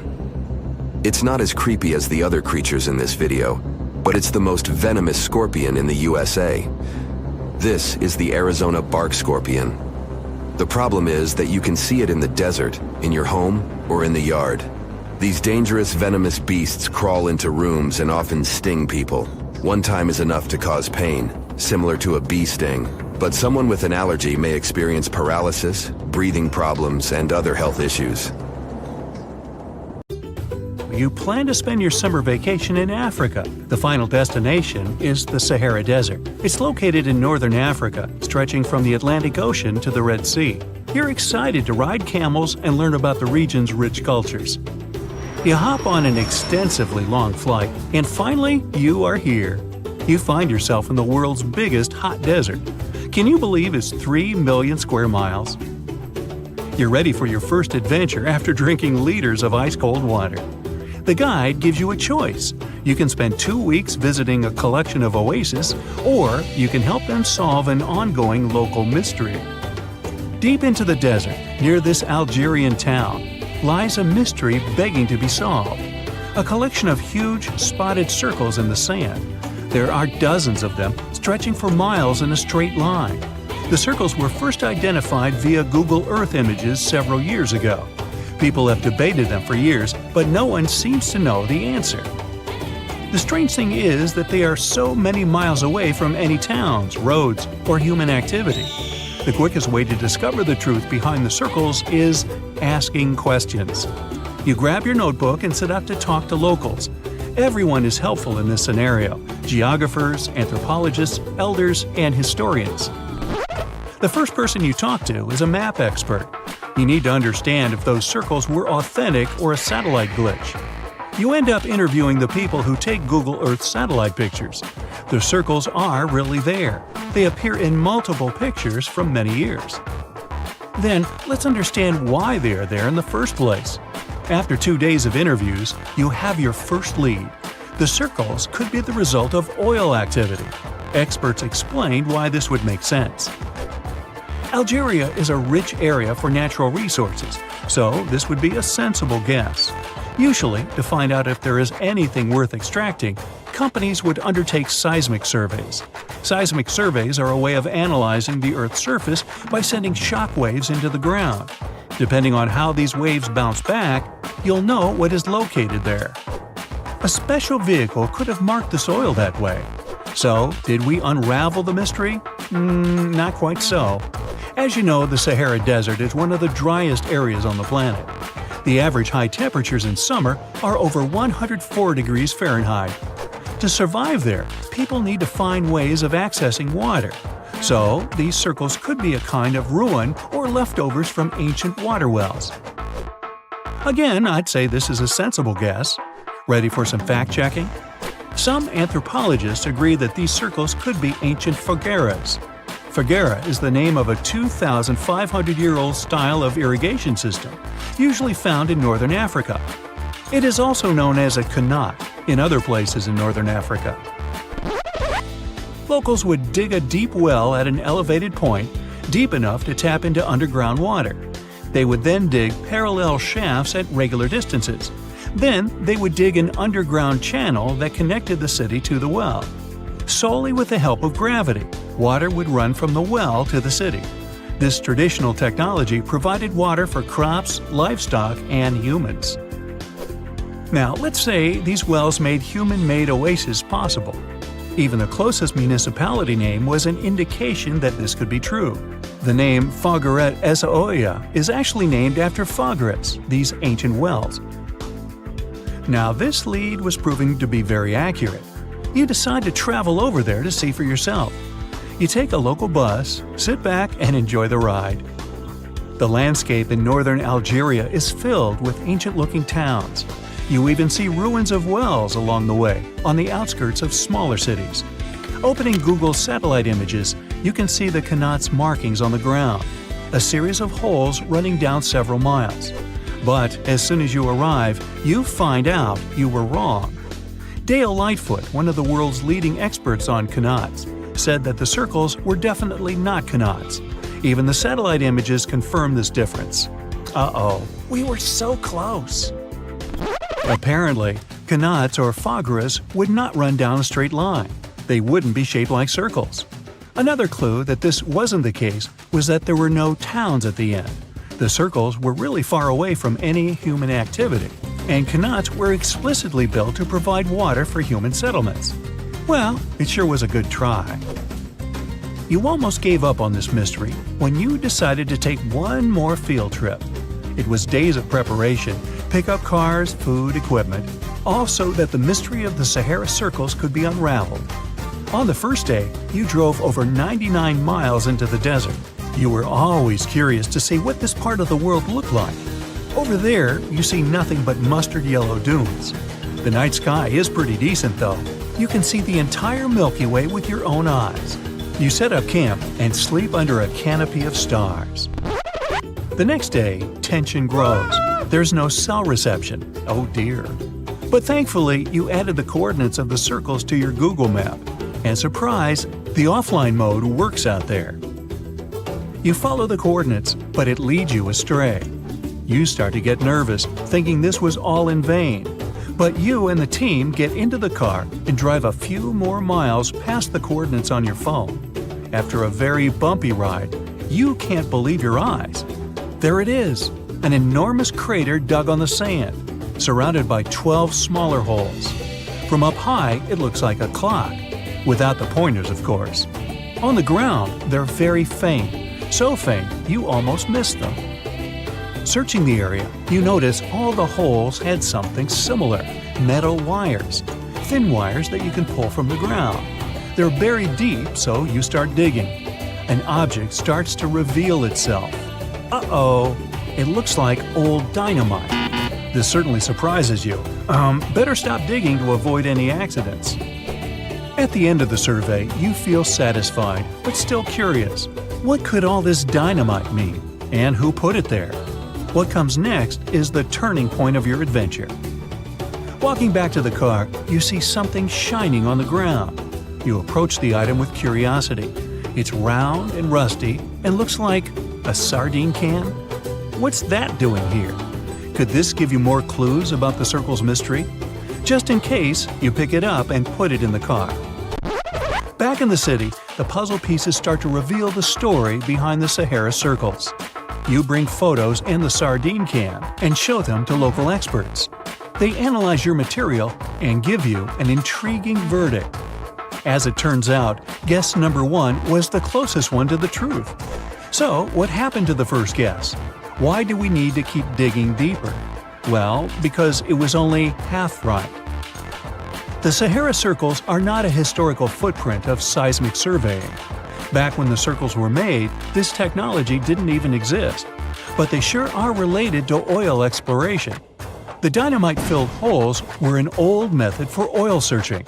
The circles are the leftovers of surveyors looking for resources underground. And the sardine cans?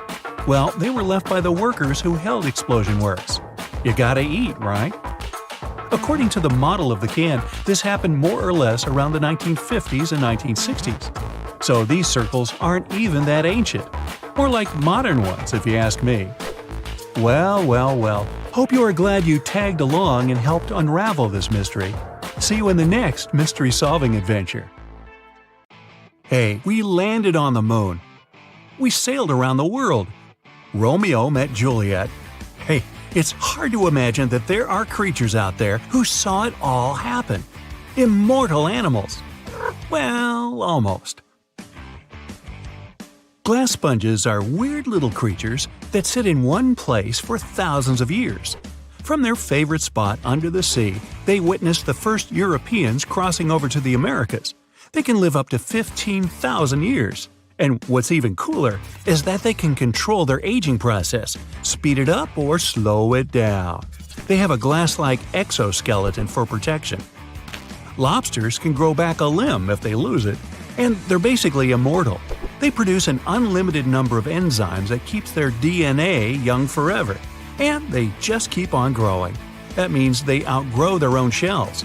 They have to shed their exoskeleton every now and then and upgrade to a bigger one. The largest lobster ever caught was 44 pounds off the coast of Nova Scotia. Scientists think this large lobster was around 100 years old. It was around when Edison invented the phonograph. This next creature is a mix between a jellyfish and a tree branch. Each end of the hydra has a ringed foot and it spends its days chilling by lakes and rivers. Its tentacles grab onto tasty snacks that swim past it. So, what's the secret to its immortality? That's something everyone wants to know. The hydra has the ability to renew its stem cells. Scientists have been trying to do that for years. They can actually slow down their aging process. Now, these little sea creatures are red sea urchins. They sit on seaweed in shallow waters and are immortal. Well, we haven't been studying them long enough to know for sure. But scientists say they only grow in size, not in age. What? Well, they sort of stay like little baby urchins, but grow in size. Adult, baby urchin, okay. These little babies can reach around 100 years old, even 200. The slowest on the list? The giant tortoise. It can reach 200 years old, and one of the oldest is Jonathan. He's technically the oldest crawling land animal. He was born in 1832 and lives it up on a remote island called St. Helena. Jonathan's been through a lot. He's seen the very first American skyscraper, the Eiffel Tower. Oh yeah, he's also lived through every single World Series, starting when he was 71 years old. Now he can't see too well and he's lost his sense of smell, but he's still going strong. Back to the oceans and the Greenland shark. It's been known to be the longest living vertebrate and can live more than 400 years. Swimming around for that long in the deep, dark, cold ocean means these sharks are tough. They're able to withstand insane water pressure. Sharks are one of the only creatures today that haven't been affected too much by evolution. Many sharks have been around since the dinosaurs and haven't changed much. Scientists found out that they grow around ½ an inch per year.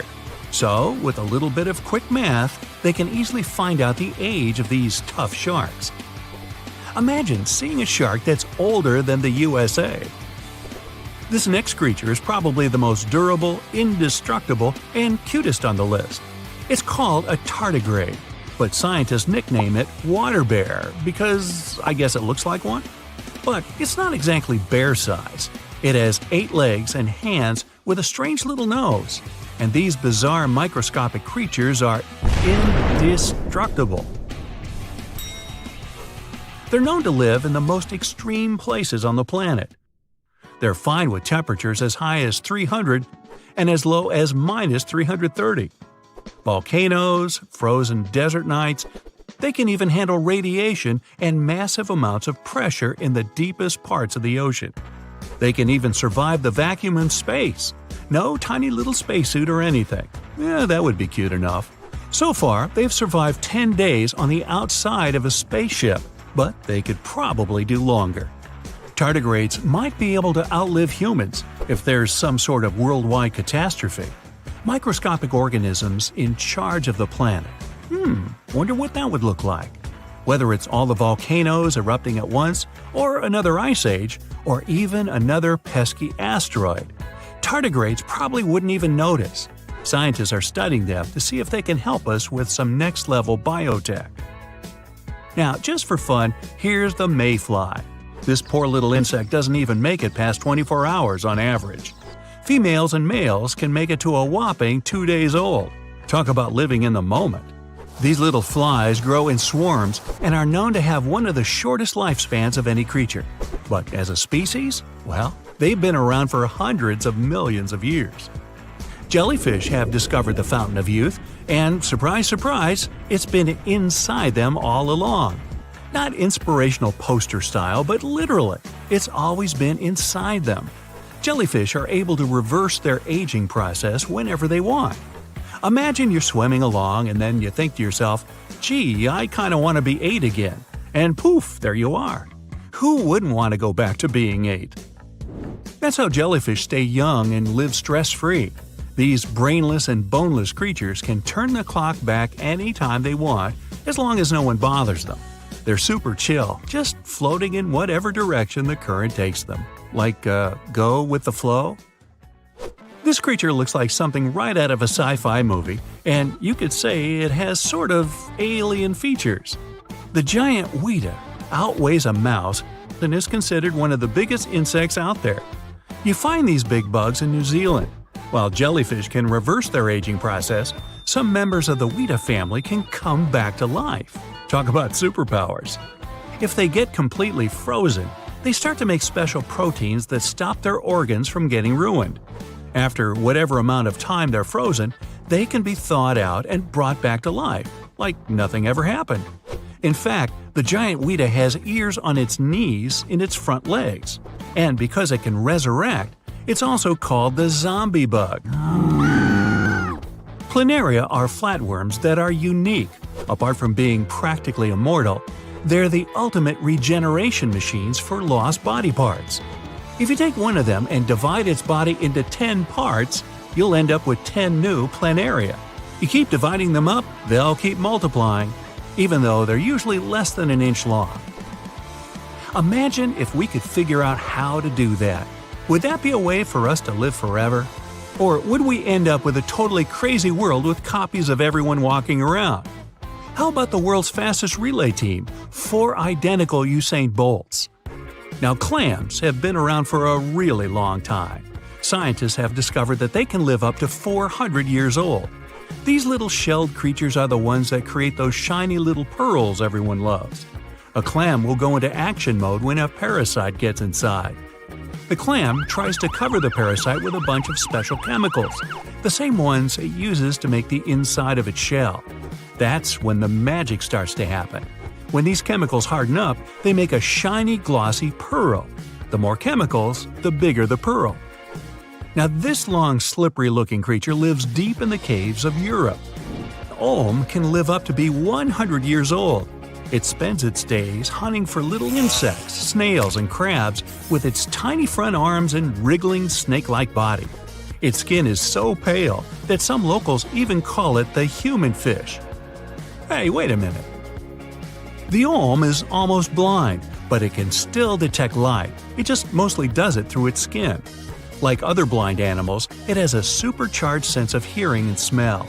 It gets its distinct look from those little red gills around its neck. We have only explored 5% of the ocean so far. Even this info alone should be enough to make people scared of getting lost in the ocean. On the other part of the spectrum, there are deserts. You need to be in survival mode there too. Shockingly, more people lose their lives from drowning than dehydration in the desert. But what's worse? Being trapped at sea without food? Or getting lost in a desert? Being lost at sea is tougher for a bunch of reasons. There's no hiding from the sun during the day, freezing temperatures at night, and gusty winds most of the time. You're at the mercy of the sea, and depending on where you are, you might be dealing with massive, 40-foot-tall ocean swells. In places like the North Atlantic, staying afloat in the water is a struggle that lasts less than a minute. In wild seas, controlling your ride is a challenge. Capsizing or drifting in a random direction are real risks. The odds of a passing ship spotting and rescuing you are pretty slim unless you're floating in the area where a busy shipping route lies. You might think you can catch some fish, but the ocean might be 3 to 5 miles deep in many places, and marine inhabitants are likely to swim way below the surface. Catching them will require special gear. And even if you manage to catch something, you will still have no equipment to cook it. Surviving over a year adrift at sea might sound wild, but experts say it's doable with a bit of luck. One fisherman is living proof of this theory. He was rescued after more than a year of being lost at sea. Jose Alvarenga claimed he had set sail from Mexico in 2012, got carried off, and somehow ended up 5,000 miles away at the Marshall Islands. When he was found, his face was covered with a bushy beard. He had survived by catching fish, birds, and turtles with his bare hands. In tropical waters, having fresh water, staying afloat on a boat or raft, and having shelter from the sun, some food, and a signaling device are crucial. Having a 24-foot-long boat and a tarp played a big role in Alvarenga's survival. Generally, 5 to 6 weeks without food is the human limit. Catching birds and fish by hand is tricky, but if done cleverly, it might work out. Smaller turtles can be captured and tossed into the boat, providing fresh meat and preventing scurvy. In open waters, most turtles, birds, and fish are safe to eat raw. Marine toxins in fish are relatively uncommon. It's not that risky. Water is vital too. Rain, bird, and turtle blood, as well as their meat, which is high in water content, might help. In tropical environments, the main dangers are heat, solar radiation, dehydration, skin issues, and animal attacks. Alvarenga seem confused at times because sun exposure, dehydration, and vitamin deficiencies can affect mental state too. As for the desert, it seems to be easier to survive there. There are plants, lizards, and snakes you can munch on. You can stay in the shade during the scorching day and move around when it's cooler, in the evening and morning. We tend to think of the desert as a hot, dry expanse of land, but it can get cold at night. So get ready to build a fire. Starting a fire at night will keep you warm and make it easier for rescuers to spot you if you're lost. Sage and dry bushes make excellent fire starters, so do dry animal droppings. The key to surviving in the desert is conserving water. Focus on maintaining a normal body temperature and keeping your skin shaded from the sun. Find shelter in the shade that allows for a nice breeze. Avoid strolling around under the sun. Skip the drink cactus water myth. That might do more harm than good. The liquid inside cacti is toxic.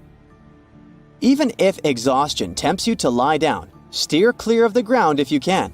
It can be 30 degrees hotter than the air temperature.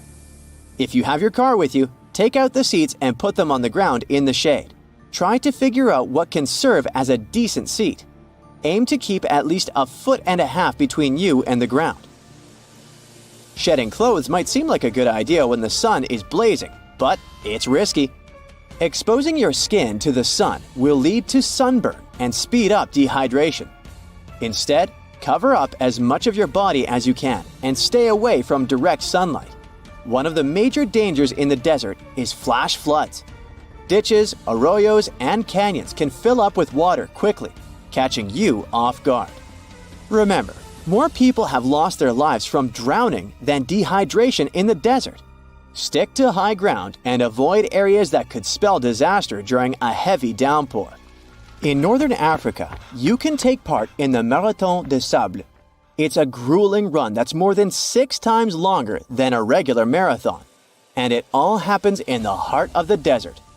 Mauro, an Italian police officer, decided to join the race in 1994. A sandstorm struck at a certain point along the route, leaving Mauro disoriented. Losing his sense of direction, he ran in the wrong direction.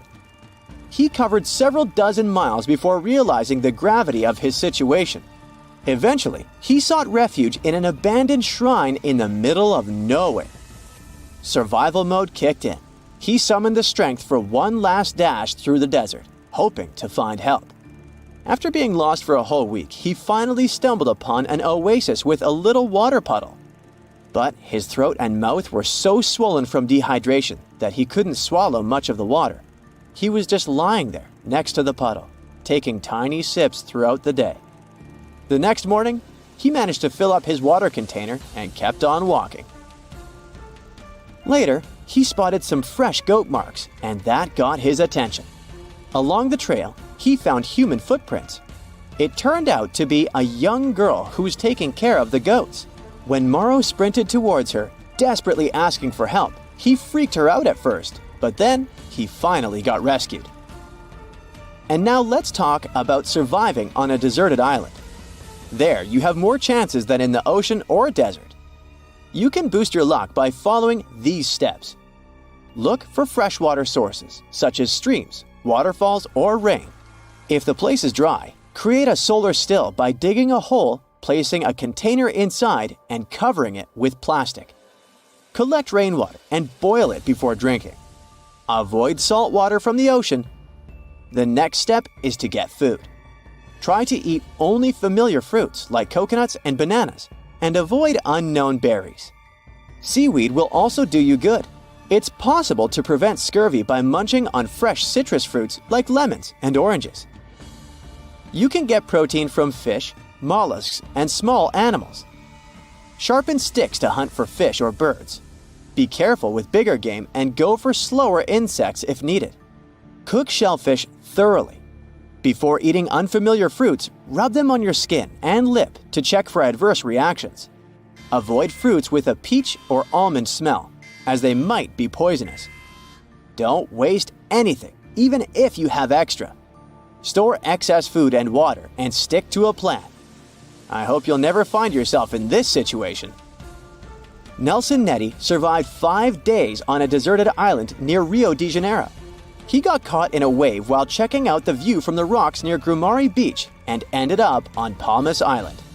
This 51-year-old gardener found a cave to sleep in on the first night and stumbled upon a tent and a blanket left by fishermen the next day.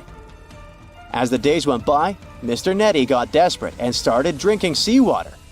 Finally, on Saturday, jet skiers spotted him waving his shirt, and they called the authorities. A helicopter came to the rescue, and that's how Mr. Neddy got saved. Imagine a planet where every breath you take electrifies your body like a shot of espresso.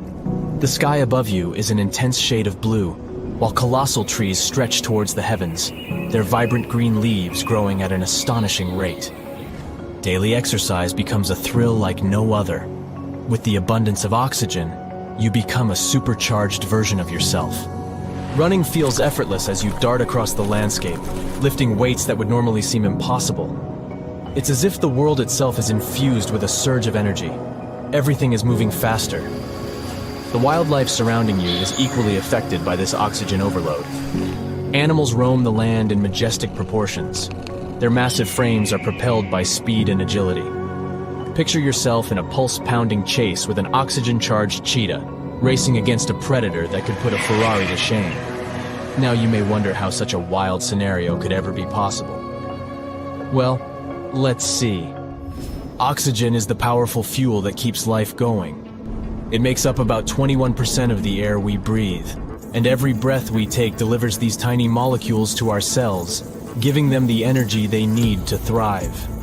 Without oxygen, our cells would struggle, and our bodies would fall apart. But that's not all. Oxygen is a superstar that works for all kinds of living things, from tiny bacteria to giant elephants. It's even important underwater, where it enriches the oceans. Amazing creatures like plankton and algae produce lots of oxygen, creating a thriving underwater world. But to fully understand the impact of high oxygen levels on the planet, prepare for a journey back in time. Recently, scientists have made an astonishing discovery. They tested rocks from 2 different places that were really far apart. And can you believe it? These rocks held tiny pockets of gas that showed how oxygen levels shot up by almost 1/3 in a very short time. It was like a breath of fresh air.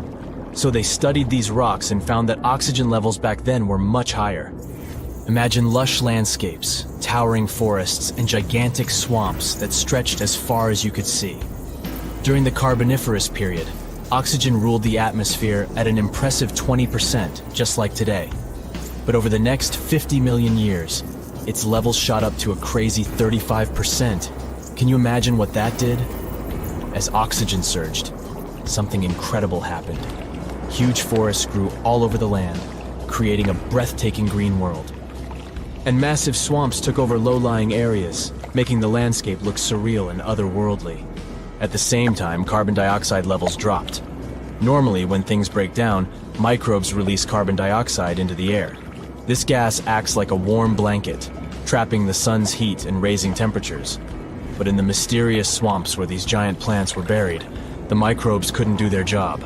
The result? The planet got really cold. Who would have thought that a breath of fresh air could have such power? The scientists are still trying to figure out why this happened. But one thing is certain, it wasn't just happening in one place. It was a worldwide phenomenon. It was like the planet was playing a funny game with the climate. But let's go even earlier. We see the first North American dinosaurs making their grand entrance. High oxygen levels are what gave a big boost to the rise of mighty dinosaurs in North America and beyond. Picture tropics filled with the magnificent giant creatures. Obviously, dinosaurs didn't just appear out of nowhere. They took advantage of a changing environment that was perfect for their evolution. Oxygen levels played a huge part in this dinosaur party. As oxygen levels rose, so did the size of these incredible creatures. They started small with predators like Chindosaurus, And soon after, huge dinosaurs like sauropods took over the land. Then, 65 million years ago, dinosaurs disappeared and mammals took over. And here's the interesting part. Mammals never grew as big as dinosaurs.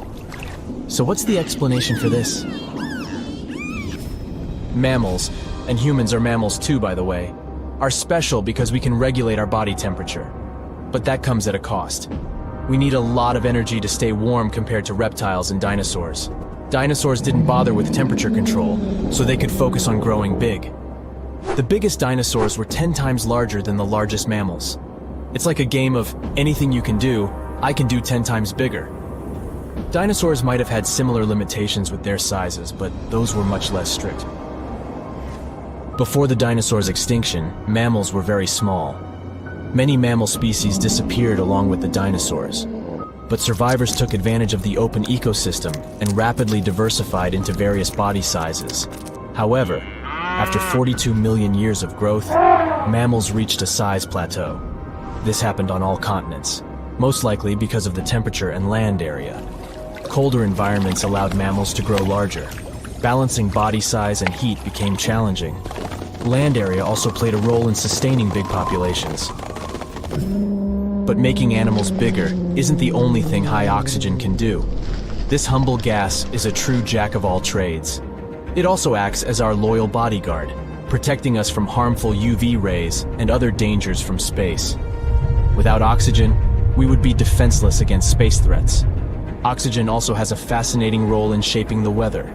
It teams up with its other atmospheric buddies to make the sky go wild with tornadoes, hurricanes, and thunderstorms. They mix and mingle in the air, creating just the right conditions for these exciting weather adventures to happen. And these adventures can be dangerous, but they serve an important purpose. They help distribute nutrients and organic matter, carrying soil, leaves, and debris to new places. So what if we decided to mess with nature and crank up the oxygen levels to crazy heights, 30%, 40%, or even 50%? Well, too much of a good thing can become dangerous. Oxygen toxicity is when too much of this gas causes big problems. It's like eating loads of candy. It's fun at first, but soon enough you'll regret it. Surprisingly, an overdose of oxygen can leave you struggling for breath, like a tired dancer in desperate need of a break. At first you might feel a burst of energy, but it doesn't last. Dizziness sets in, as if you've been spinning on the dance floor for hours without stopping. In extreme cases, too much oxygen can even harm your body, making you feel like you've crashed into a huge truck. So while oxygen is always with us, giving us life, it's important to appreciate its delicate balance. Don't put on your special breathing gear. Also, we wouldn't be the only creatures to suffer from this oxygen extravaganza. Mammals, for example, will struggle to adapt to these extreme levels. The balance of power among species will change drastically, and winners and losers will fight for survival in a world that's spinning out of control. And we'll need stronger shelters to deal with these gigantic animals. We'll have to stay nimble and avoid danger. Amidst all the chaos, there will be astonishing adaptations. Birds will fly higher than ever before, reaching heights that would amaze even the clouds. Also, get ready for more natural disasters and delicate ecosystems hanging in the balance. Fires will start quickly and rage fiercely, making wildfires a constant threat. Even a small spark from a campfire could cause disaster. We'll need to rethink our cooking and heating methods to stay safe in this oxygen-filled world. But let's not forget the other side of the oxygen story. If we had a planet with low oxygen, only around 15%, we would face a completely different struggle. Every breath would be difficult, leaving us tired and struggling for air. Physical activity would become extremely hard, and our memory and focus would suffer. So let's be grateful for the oxygen levels we have now. They're the perfect balance for us to thrive. In this exhilarating journey through an oxygen-rich world, we've experienced breathtaking wonders and discovered the delicate balance of our planet. Let's cherish the magic in every breath, respect the interplay of oxygen and life, and embrace the thrill of this remarkable ride called life. Mirror check. You've got your beige parka on, your chisel is packed, and your overnight plane ride to Saudi Arabia is booked. You know what this means, right? Unfortunately, you weren't cast in the remake of Dune. It just means that you're ready to go explore the world's largest desert areas in the hopes of uncovering prehistoric secrets about our ancestors. Let's get one thing straight. If you ever thought that deserts were empty spaces, think again. They might be filled with sand as far as the eye can see, but they also hold a lot of history. You know, because before humans settled down in cities and towns, we were nomadic people, and we traveled all around the globe looking for food, water, and shelter. So we had to come up with some interesting stuff to survive. Like this thing that was found in the desert of Saudi Arabia. Do you have any idea what this could have been?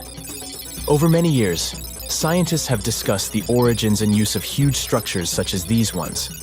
It seems our Neolithic ancestors were way smarter than we gave them credit for. They didn't spend all their hours around the fire carving weapons out of stone. No, they were also practicing their architectural skills.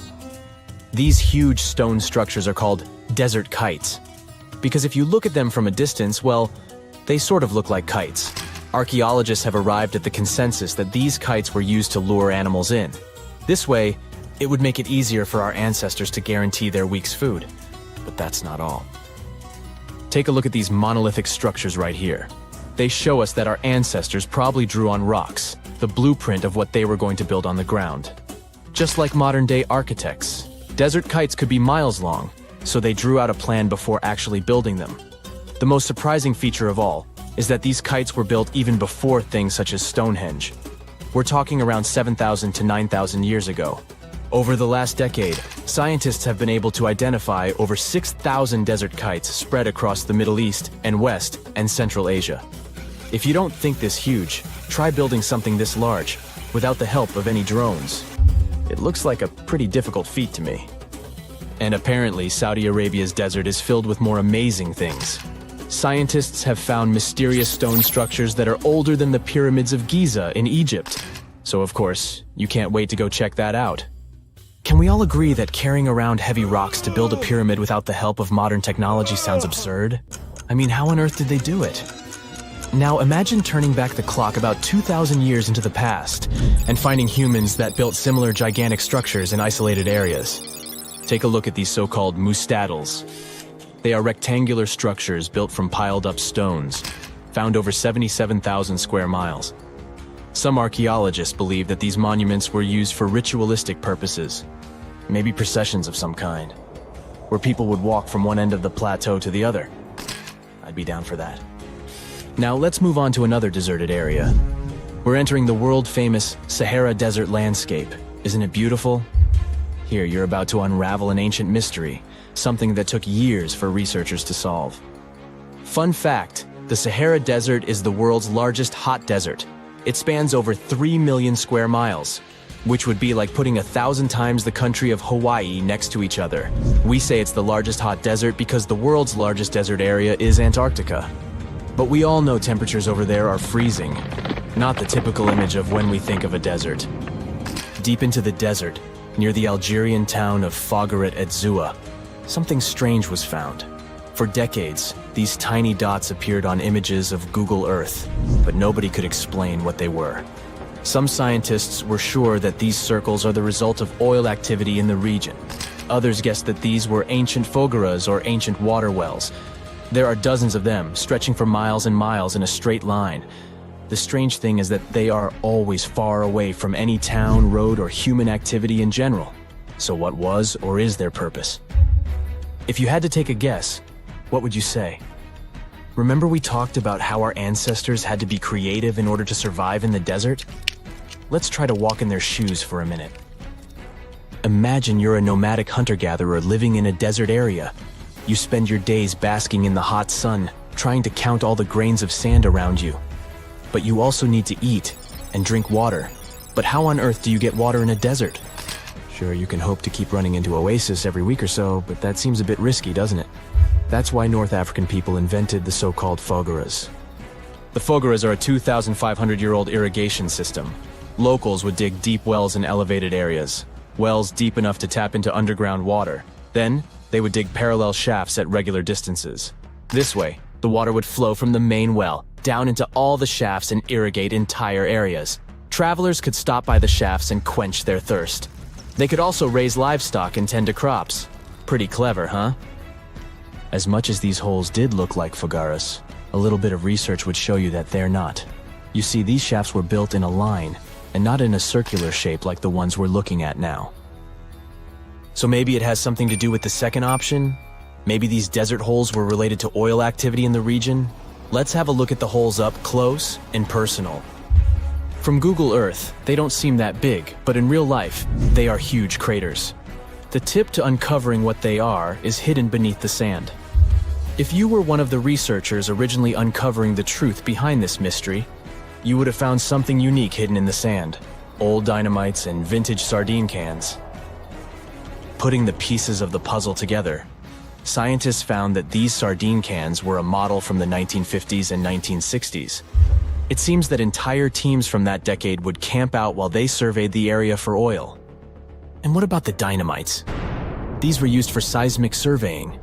This is an old technique, used to identify if there is oil and gas beneath the Earth's surface. Still in North Africa, you find out about another desert mystery worth exploring.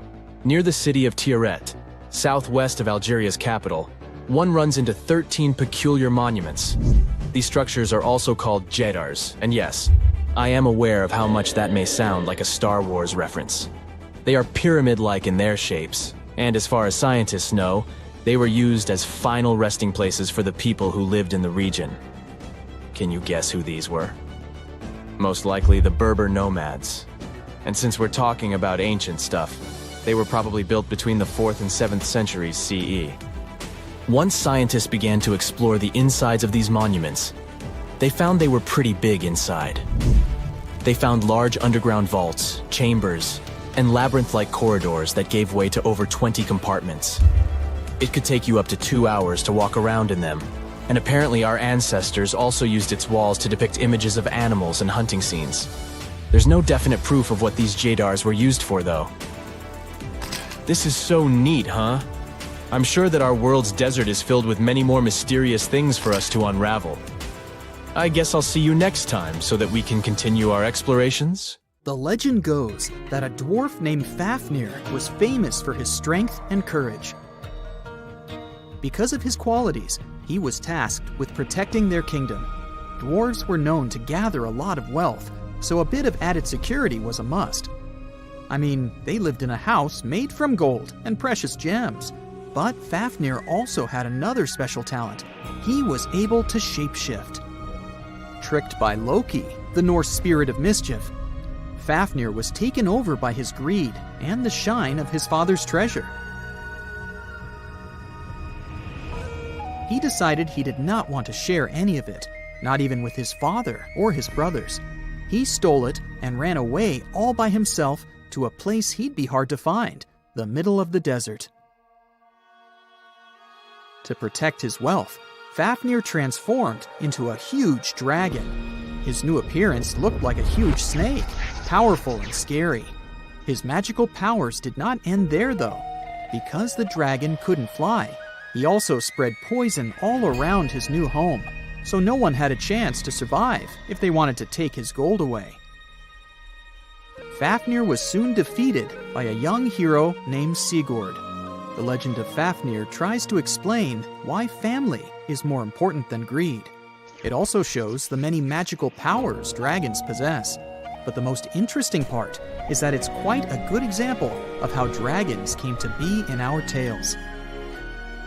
But hey, this is just one of the many stories mentioning dragons. Just switch on your TV or peek into any bookstore, and you'll surely stumble upon dragons somewhere. Variations of dragon-like creatures have been described in stories from all over the world, from Asia to Northern Europe. Most of these creatures are depicted with reptile-like bodies, wings, and claws. And the scariest trait of them all, they can breathe fire out of their mouths. The name of these creatures comes from the Latin word draconum, which translates to huge serpent. But let's take a trip down memory lane to see how it all started. An Asian historian, for example, discovered some fossils back in the 4th century BCE and decided that he'd stumbled upon dragons. It's easy to understand why he got so confused if you look at a fossilized stegosaurus. It was 30 feet long, 14 feet tall and covered in armored plates and spikes. The Nile crocodile might have gotten mistaken for a dragon too. It still exists today and lives in sub-Saharan Africa, but it may have been more popular in ancient times. When reaching maturity, Nile crocodiles can grow up to 18 feet long. But that's not all. It can even walk with its body off the ground, and some were even pictured standing on their 2 back legs. Goannas are dragon-like lizards that live in Australia. Large as they are, they also have razor-sharp teeth and claws, and are also known to even produce venom. It's easy to see why goannas may be the source for the Australian version of dragons. When humans first discovered whale bones back in the day, we had no idea these animals lived in the sea. Given their size, we surely must have thought they were dangerous. And because we rarely see whales, if we don't go underwater of course, they were poorly understood and easily mistaken for dragons too. Probably the most interesting source of dragon mythology is actually the human brain. In a book called An Instinct for Dragons, there was a theory which claimed that dragons existed in almost all ancient cultures because we had evolved to fear large predators to survive. We aren't the only mammals to do this. Monkeys have an innate fear of snakes and large cats too, for example. When you combine these natural traits with folklore, you get a lot of dragon stories everywhere, adapted to each region. Reptilian beasts with magical powers date back as far as the origins of human civilization itself. I'm talking about ancient Mesopotamia. Humans back then used to believe in all sorts of creatures, but their head spirit was Marduk, the patron of the city of Babylon. If you look at the artwork from back then, Marduk was depicted with a snake-like dragon at his side. It could be either nice or vengeful, depending on what mood it was in. If you want to sign up to become a dragon, the first thing they'll ask you at the interview will be if you can breathe fire, of course. So scientists have tried to look into some ways that could make it real for dragons to breathe out fire without damaging their throats. To do that, they examined the bombardier beetle. This eccentric insect can pack up some really hot substances in its belly. Once the creature gets bothered by something, it shoots out a fiery load of chemicals. In all fairness, it's not really fire, but it does burn, so it's close enough. Going back to dragons, they'd need to have similar glands in their throats to produce the same effect. But where do dragons come from? They didn't just appear out of nowhere, regardless of the source you consult. Some tales, like that of Fafnir, say that even humans can turn into dragons. But the most popular theory is that dragons start out as eggs. Some sources even draft a series of stages a dragon has to go through during its life. Everything starts with hatching. Dragons are said to eat their way out of those shells and break the sides of the egg. Then there's the wormling stage, which is what dragon specialists, or dragonologists if you like, call a newly hatched dragon. It's still small and weak, but don't worry, it can take care of itself pretty well. The rest of a dragon's life stages are pretty self-explanatory. There are grown-up dragons, then ancient ones. A dragon's life ends when it reaches the twilight stage. Some sources claim dragons never stopped growing. Others even say they never reach the end of their lives. They just pass on to another type of spiritual existence.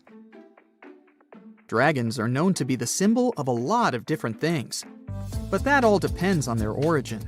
In some regions of Asia, they are known to bring luck, power, and wealth. To become a powerful warrior in Britain, you'd need to first defeat a dragon. That's why you often see them on flags. The flag of Wales, for example, has a large red dragon on a green and white background. Western stories aren't as nice to dragons. They are often seen as evil and vengeful. Another myth associated with dragons is that they love gold and precious stones. This greedy side of their temperament seems to date back to ancient Greece, where dragons were tasked with guarding treasures. Some of these guarding dragons were seen in such tales as The Hobbit and in the Harry Potter series. As for dragons' magical abilities, they also vary a lot. Some were said to have blood with supernatural properties. Some were rumored to be able to speak. Others were famous for their wisdom. A lot of dragons in ancient literature could fly or shapeshift, even into humans. Some real-life creatures got their names thanks to bearing a resemblance to dragons, like the dragonfly that has more than 5,000 subspecies we know about. It got its name from folklore tales, as Europeans in the Middle Ages saw it as an evil insect. Dragonflies were accused of some really nasty things, like biting people's eyes and mouths. But the creature that resembles mythical dragons most is a reptile called the flying dragon. They're seen in wooded areas of Southeast Asia. They don't really have wings per se, but parts of their ribs are elongated to support some extra skin that allows them to leap through the air between trees. Those wings are also brightly colored and contrast with their brown bodies. Wait, don't tell me that life on Earth has bubbled for about 3.5 billion years, and the biggest creature we got is the blue whale? I mean, not bad, but that doesn't sound nearly as fun as those cool giant creatures you get to see in movies. Yeah, you recognize the iconic roar here. It appeared on TV, in comic books, in video games, and in cinema. I mean, come on. It even got its own star on the Hollywood Walk of Fame on its 50th birthday. So, what would it take to get good old Godzilla from the TV screen to our streets? And we're talking about the beast that's really gigantic. In the original film from 1954, Godzilla was thought to be 164 feet tall. This was the perfect height for the monster to just peer over the biggest buildings in Tokyo at the time. But as further movies came, Godzilla became bigger and bigger. In theory, this would be the biggest animal that could exist and not end up crushed by the gravitational field of our planet. Even if we're talking about some tiny Godzilla of, let's say, 14,000 tons. To take the gravitational force of our planet and carry such weight, Godzilla must have some incredibly strong bones. And as an object gets bigger, its volume will actually increase faster than its surface area. Okay, wait, let's start small. So, cells are the building blocks of life, and they come in all shapes and sizes. But the thing is, cells have a problem when they try to grow too big. As they grow, their surface area, the outside, doesn't keep up with their volume, which means the inside. It's like having a big mouth but a tiny stomach. You can't digest all the food you want to eat. Why haven't I learned that already? Especially when I open my fridge for a midnight snack. So, if cells get too big, they can't get enough nutrients in and waste out fast enough. It would be like living in a very big house, but with just one tiny door to go in and out. Plus, that's not their only problem.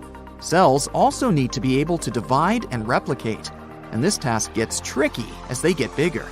They need this thing called microtubules for that. It's sort of like a skeleton that gives them structure. But don't worry, evolution is a foxy little thing.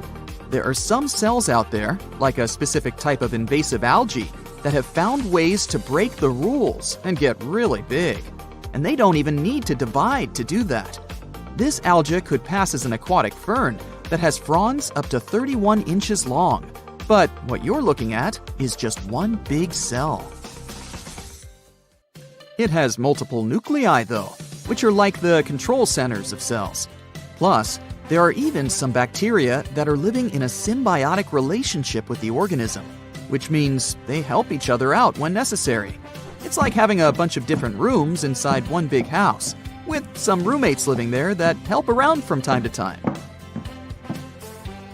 Then there's a monster algae known as the sailor's eyeball, which is like a giant ball of green slime.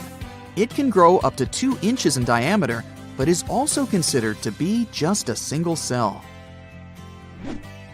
My personal favorite would be this one. Again, we're talking about a single cell, but check out its stem and cap. It looks like a tiny little umbrella.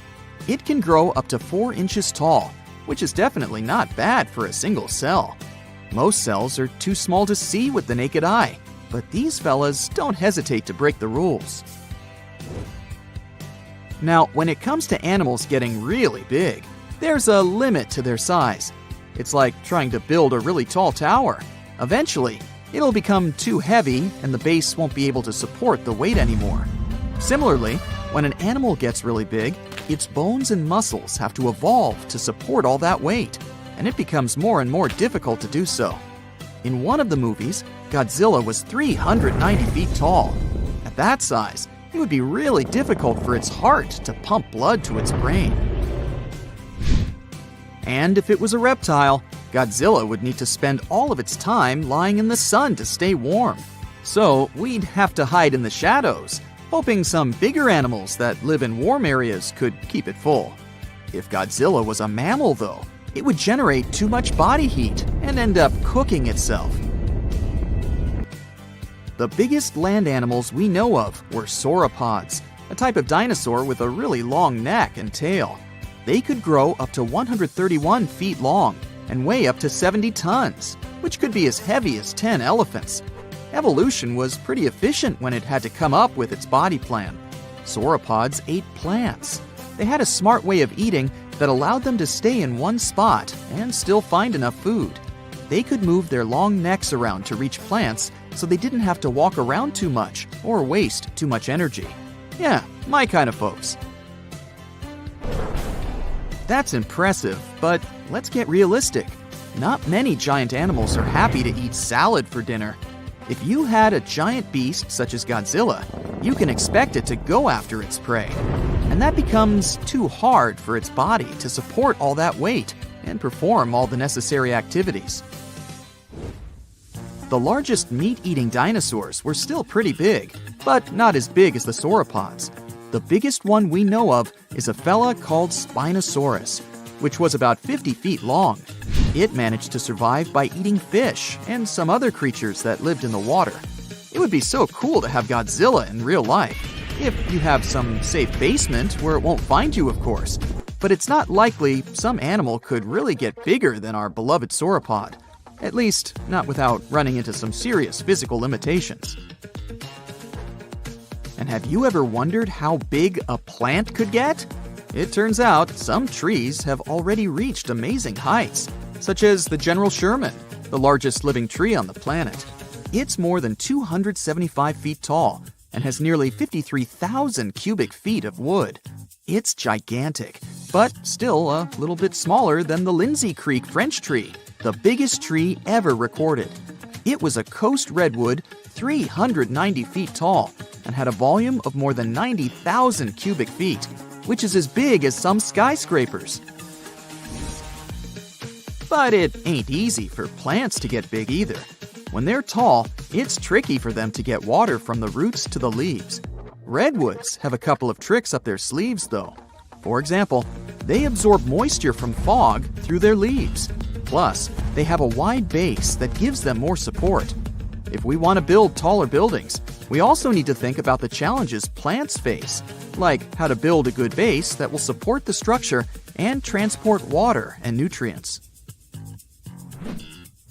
If we're not just looking for height, we can take a peek at other massive organisms on our home planet, such as Pando. This is a male aspen forest in Utah that covers 107 acres and is basically one giant organism. It weighs almost 6,000 tons and is one of the biggest organisms on Earth. Perfect salad bowl for Godzilla. I mean, plants aren't the only organisms that can grow to massive sizes. There are fungi, like the honey mushroom, that can grow into a network of tiny threads called hyphae. They tend to spread out over big areas, and it's like a pretty big underground web, connecting everything together. One specimen in Michigan covers 90 acres and weighs about 400 tons. Now that's a lot of mushrooms.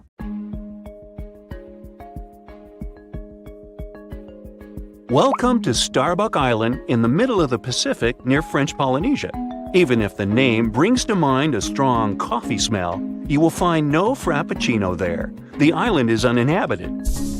It's also pretty tiny, just 5.5 miles east to west and about 2 miles north to south. The island is so small, New York City could fit in 18 such islands. Seems like there can be zero interesting things, but Google Maps have something to surprise you. A couple of months ago, there was a viral TikTok video about a weird saucer-shaped object found on Google Maps on Starbuck Island. The video racked up over 5 million views in 2 days. The creepiest part is that there's a long streak traversing almost the whole island. It looks as if someone had to brake with all their might, but failed, and it resulted in a crash of that saucer-looking vehicle.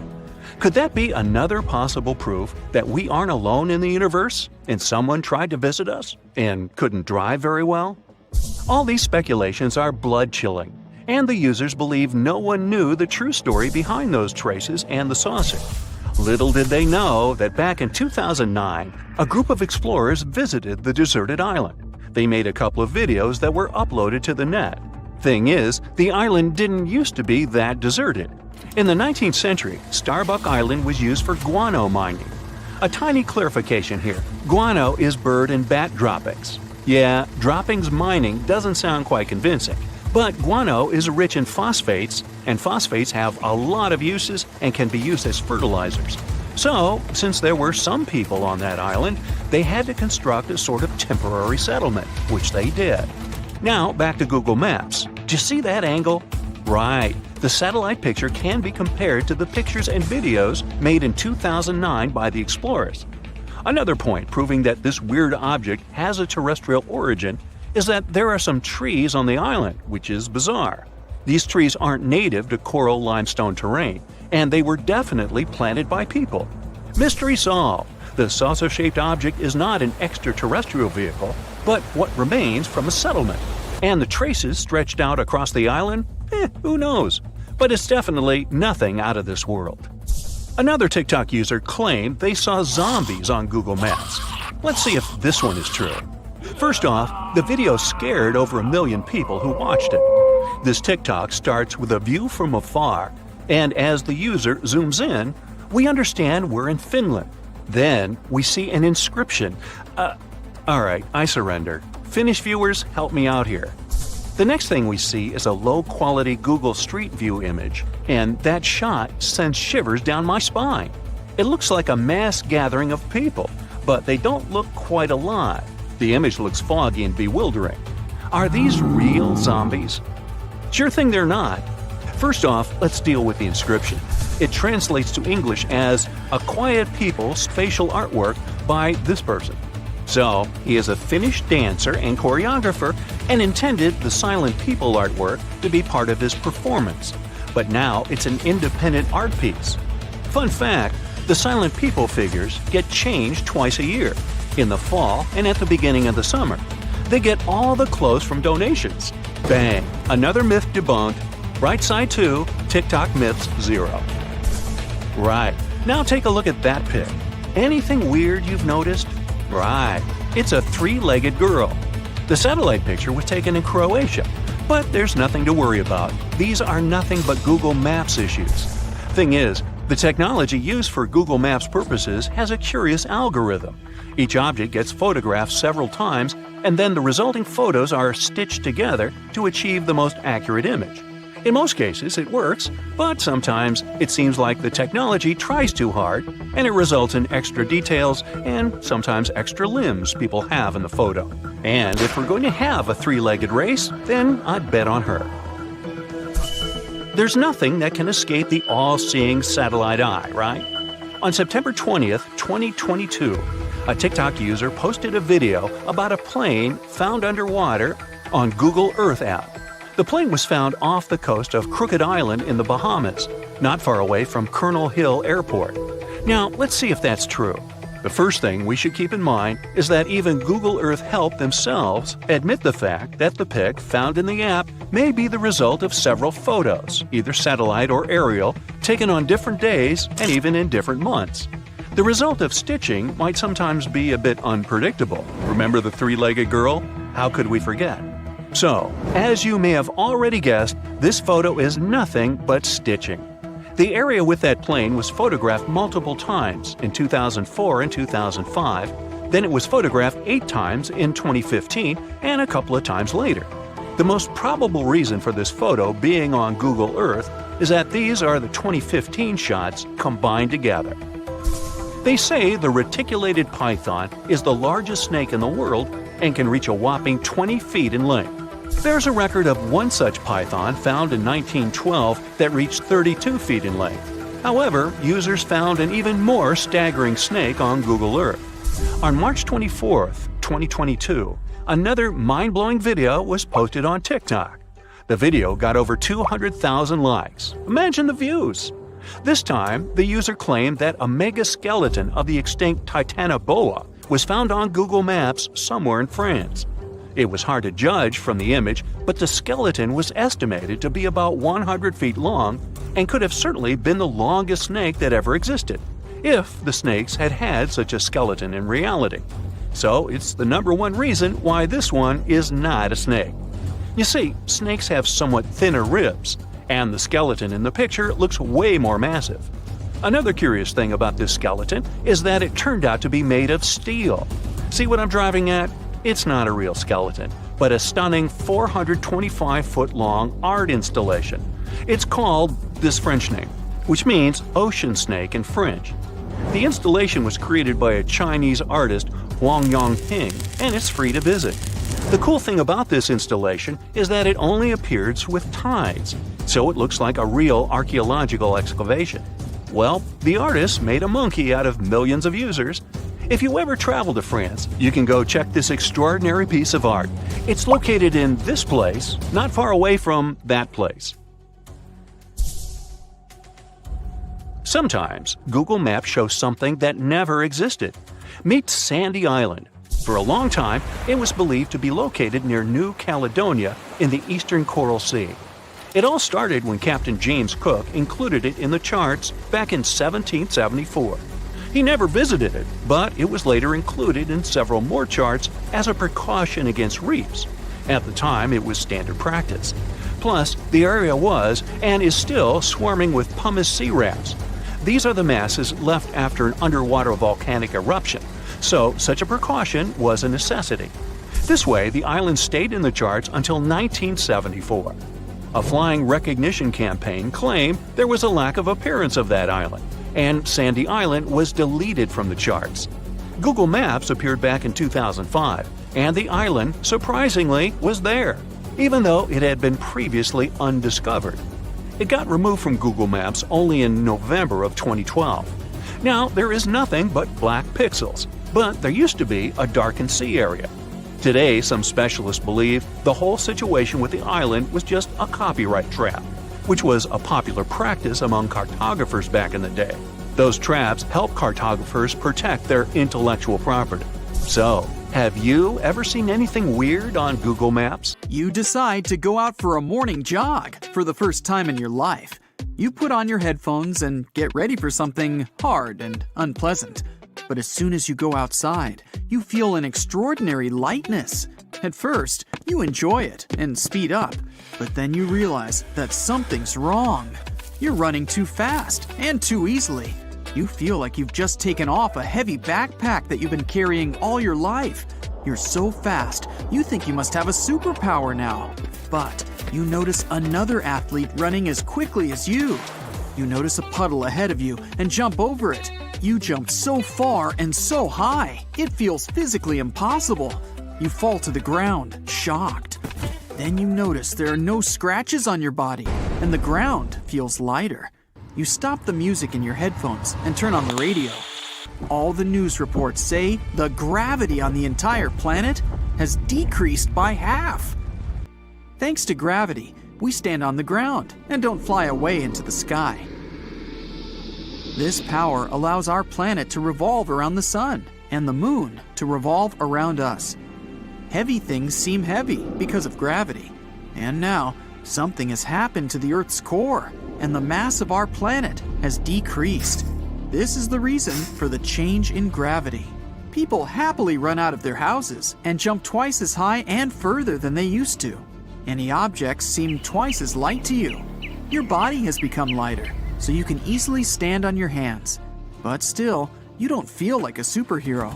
You can't lift a car, even if its weight was reduced by half. But now, parkour is easier for everyone than before. Your body's weight has decreased, which means you get less damage when you fall. However, panic quickly replaces the joy of the new conditions. It becomes hard for you to breathe, the same as all other people. The air has become lighter. The updated force of gravity has reduced the air pressure by half. Now you feel like you're at an altitude of 16,500 feet among the streets of a usual town. It's like you're halfway to the top of Mount Everest. The air is no longer as dense, and the main part of it has settled in the atmosphere. In the beginning, everyone experiences massive dizziness and panic. You feel like there's not enough air in your lungs, so you get nervous. To solve this problem, you have to learn to breathe slowly and evenly. Thanks to this, you calm down a bit. Others also learn to be more balanced and don't live in a hurry anymore. All of you experience less stress and enjoy every day. Then scientists create unique oxygen masks. You put it on, take a breath, and a special filter puts pressure on the oxygen molecules, making the air denser. After a couple of decades, people will take off these masks, as they'll ultimately get used to the new conditions. New generations will be born with adapted lungs. The Earth's atmosphere is expanding. It seems the sky has risen higher and acquired a darkish hue. Satellites flying around the Earth's orbit are now inside our atmosphere, but the Earth's gravity still attracts them. You see thousands of satellites burning up. Some of the space debris survives the atmospheric shield and falls to the ground. A meteor shower begins. Space trash crashes into houses, roads, trees, and cars. You and the rest of the people decide to wait out the storm underground, in the subway or basements. Fortunately, the shower doesn't last long. People come out of their hiding and look at the sky in surprise. The moon changes its previous position and slowly flies away. Soon it disappears completely. Our planet is now like a heavy ball in the center of a huge blanket. That blanket is gravity. It bends under the ball's weight. If you put any light object on the blanket, it will roll down to Earth. But if an object is moving at high speed, it will be able to spin on the blanket's edge and not fall into the center. Thanks to such speed, the moon doesn't fall on us, but at the same time, it can't fly away. Now that gravity has decreased, the blanket has become twice as loose. The rotation speed allows the moon to fly out of our gravitational field. It just goes into space. People will be able to observe the wandering moon for a long time through telescopes. Meteorites might crash into it. It could also find another planet with stronger gravity and will revolve around this new home. The moon may stay in place, but will be revolving around the Earth at a slower speed. In any case, there will be no more tides on our planet, and the sea level will remain the same. In the sea, you can also feel the changes. It's much easier for you to stay on the water, and you can swim faster. But the coolest thing is running along the shore. The splashes are floating in different directions, so slowly and beautifully. The waves are running on the sand in slow motion too. The weight of cars, planes, and ships has reduced, and so people consume less gas now. You can drive twice as far with a full tank. Fuel transportation is easier, and less energy is spent on flights. Gasoline is becoming cheaper. The decrease in gravity inspires space tourism development. It becomes much easier for people to fly out of the Earth's orbit. Winter has come. You're walking down the street during a snowfall. It seems to you the snowflakes are stuck in the air as they're so slow. You step on the ice and realize that it's almost impossible to walk on such a slippery surface. Your weight has decreased, and the pressure of your feet on the ice is twice as weak. You're sliding and can't stop. You often fall, but you don't feel any harm. When the wind is strong, it's hard to stay on your feet. If you jump, you may even fly away. The grip of wheels on the road deteriorates. A driver can no longer brake abruptly. The wheels don't spin, but the car continues to slide for a while. That's why new speed limits are being introduced all over the world. You can still enjoy extraordinary strength and long jumps, but after a few generations, the human body will evolve and fully adapt to these conditions. People and animals will be born taller and bulkier. Majestic tigers the size of a truck are walking through the city streets. Flamingos the size of a plane are flying in the dark blue sky. But the worst thing is that the size of insects has increased too. A regular cockroach can now grow to be the size of a computer mouse, and tarantulas become twice the size of an adult palm. At the same time, all living beings become lighter in weight. Humans will become elegant and agile creatures. Our bones and muscles will stretch. The structure of the entire human body will change. We'll become thinner and smoother. Blood in the veins and vessels will flow more slowly, and it will greatly impair the brain's work, but only in the beginning. In the future, the body will expand. The brain will increase, as will the number of neural connections inside. The lungs will become more sensitive and spacious. People will be smarter and wiser. All devices and materials will be developed according to the new conditions. A cup, a pencil, a plate, phones, and other gadgets. Everything will get lighter and more fragile. If an ordinary person gets into such a world, they'll feel like a superhero. You'll be able to punch through lightweight walls and doors and break bricks with your hand. New people won't match your power, but you'll seem too small and clumsy to them.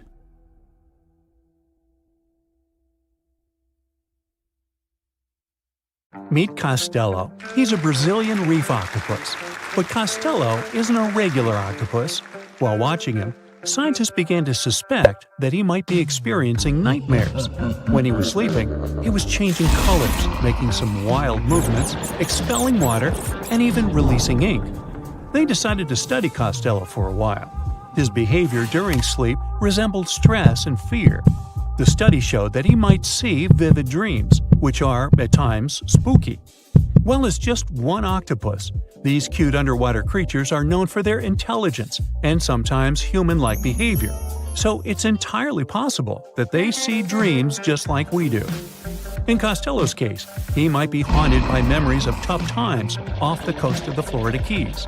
Poor Costello has a rough past. He lost a tentacle to a predator before captivity, so maybe that's what he sees in his dreams. If proven true, this discovery could reshape how we perceive intelligence and awareness in both animals and humans. Well, it turns out plants can talk. Well, kind of. Scientists found out that plants actually make ultrasonic clicks when they're stressed. Imagine tomatoes and tobacco plants in a jam. They're making sounds like popping bubble wrap, but way too high for us to hear. These are called ultrasonic signals, and they might be their way of indicating stress. That would mean that plants can communicate with each other, and stressed plants prefer to be drama queens and let everybody know about their troubles. They make around 30 to 50 pops and clicks per hour. Calm and healthy plants don't do nearly as much. And not only do plants talk, but even have their own language. They make different sounds depending on whether the plant is experiencing thirst or is bothered by a snipped stem or something else. Moreover, some of them are so dramatic that they start ringing alarms even before they show signs of dehydration, when they know they're getting close to it. Scientists aren't sure why they do that, though. They believe that it might involve cavitation, a term that means air bubbles dancing in the plant's plumbing.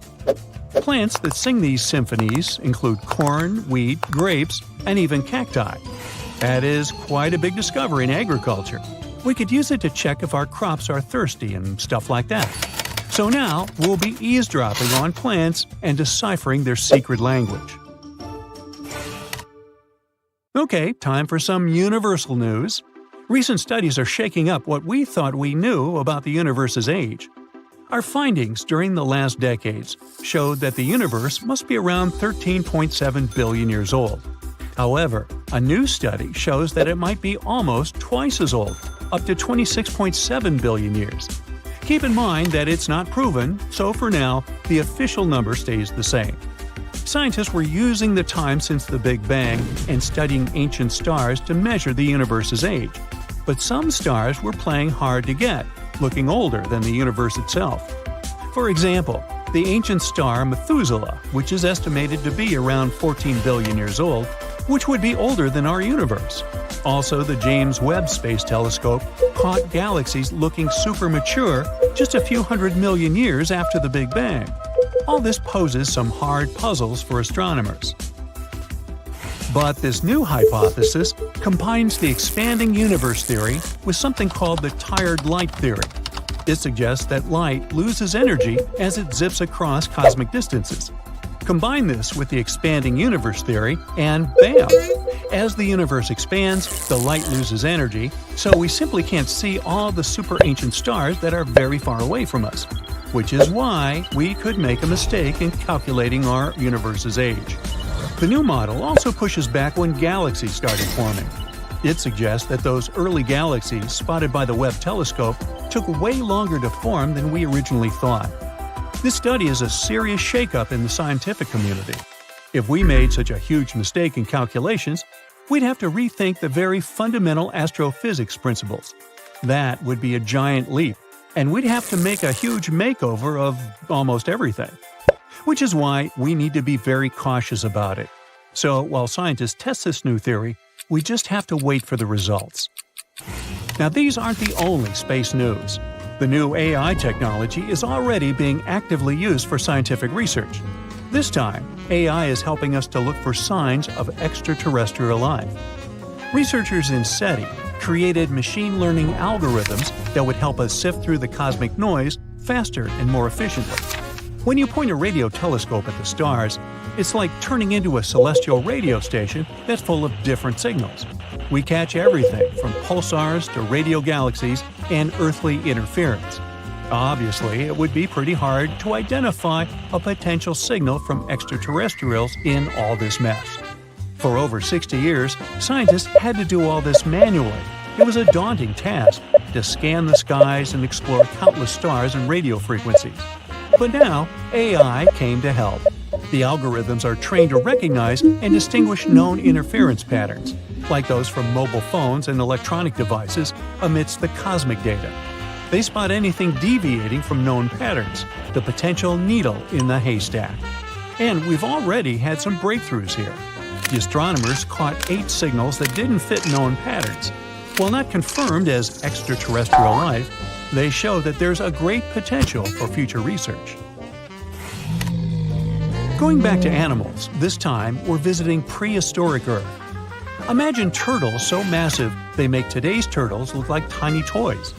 Recently, scientists stumbled upon the fossilized remains of one of these giants. It's a sea-dwelling titan that cruised the European waters about 80 to 70 million years ago. The discovery was accidental. A hiker in northern Spain stumbled upon fragments of this creature near the Pyrenees Mountains.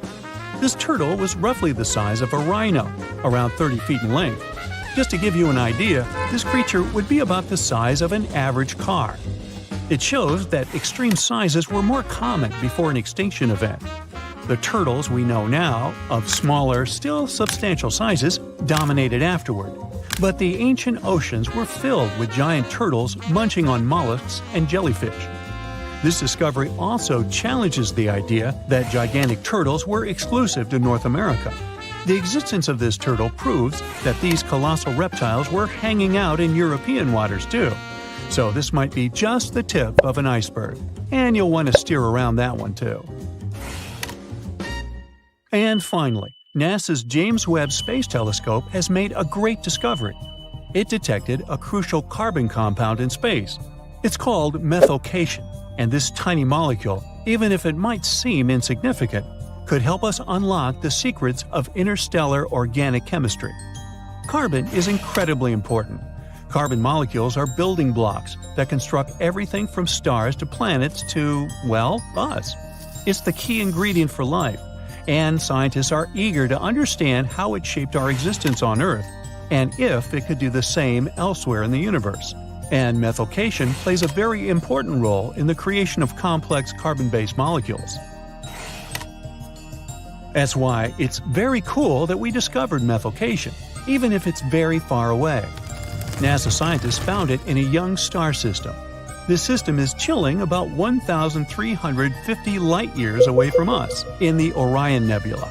The star in this system, which is smaller and a bit weaker than our Sun, is bombarded by intense ultraviolet light from nearby hot, young, massive stars. You'd think such strong UV radiation would destroy complex organic molecules. But the research team believes that it might actually kickstart the formation of these carbon compounds. Maybe stronger stars and their insane radiation levels actually work as energy sources for life. They set off a chemical chain reaction, which results in complex carbon stuff like plants and animals. Seems like we found yet another puzzle piece.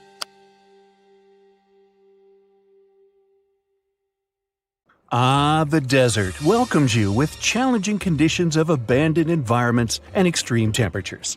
Hey, some of us would prefer dessert, chocolate, over sand and rocks. Oh well. Just like cactuses and camels, buildings have had to adapt to these conditions. Here are some examples of astonishing structures in deserts. These structures are called earthships. They're located in a New Mexico desert town. A large community of like-minded people lives in them. What's even more interesting is that the location of these buildings is registered as dumpsters. Maybe it's because all these structures are made out of old tires, bottles, and cans. Earthships operate using green building principles. About 40% of a typical earthship is built with natural or recycled materials. Imagine the walls made up of hundreds of used tires packed with dirt. Then there are layers of floor-to-ceiling passive solar windows. They gather the sunlight during winter and reflect it in the summer to keep the structures at a reasonable room temperature. You can see plants in corridors and glass bottles or aluminum cans stuffed inside walls. Certainly a distinct house in many ways. Mike Reynolds is an architect who noticed the alarming waste and consumption levels in the 1970s. He designed a fully sustainable home out of cans back then. Almost 40 years later, he becomes the one who brings together all the other earthshippers. Reynolds drove a Mercedes, but it ran off of the vegetable oil he picked up at fast food restaurants in town. A standard 2-bedroom, 2-bathroom earthship costs about $250,000 in this town. Yet there are earthships like Dobson House that can cost as much as $1.5 million. If you do it yourself, with family and friends, you can eliminate the cost of labor, and it becomes relatively less expensive. Let's assume you're really going to build one. Where can it be? Well, anywhere. Earthships currently fit in the cold, dry air of Canada, as well as the hot and humid climate of Haiti. This is the Mirage Mirror House. It's an installation set in the Southern California desert. Mirage opened in 2017 as part of a contemporary art exhibition. It's composed of mirrors. This minimalistic structure blends with the environment around it. The doors, windows, and openings have been removed to create an amazing experience. What you have in the landscape is reflected back to you. How's it made? With mirrored surfaces. At night, the distant lights refract from the mirrors. In the daytime, the sky is transformed into banks of clouds. There's no fixed scenery in this house. How about seeing a futuristic structure in the deep desert? Architects designed a concept home that pairs perfectly with Elon Musk's Cybertruck. The house has a post-apocalyptic theme. I mean, when I say post-apocalyptic, it's because I can't say it. Anyway, the house is designed to survive in a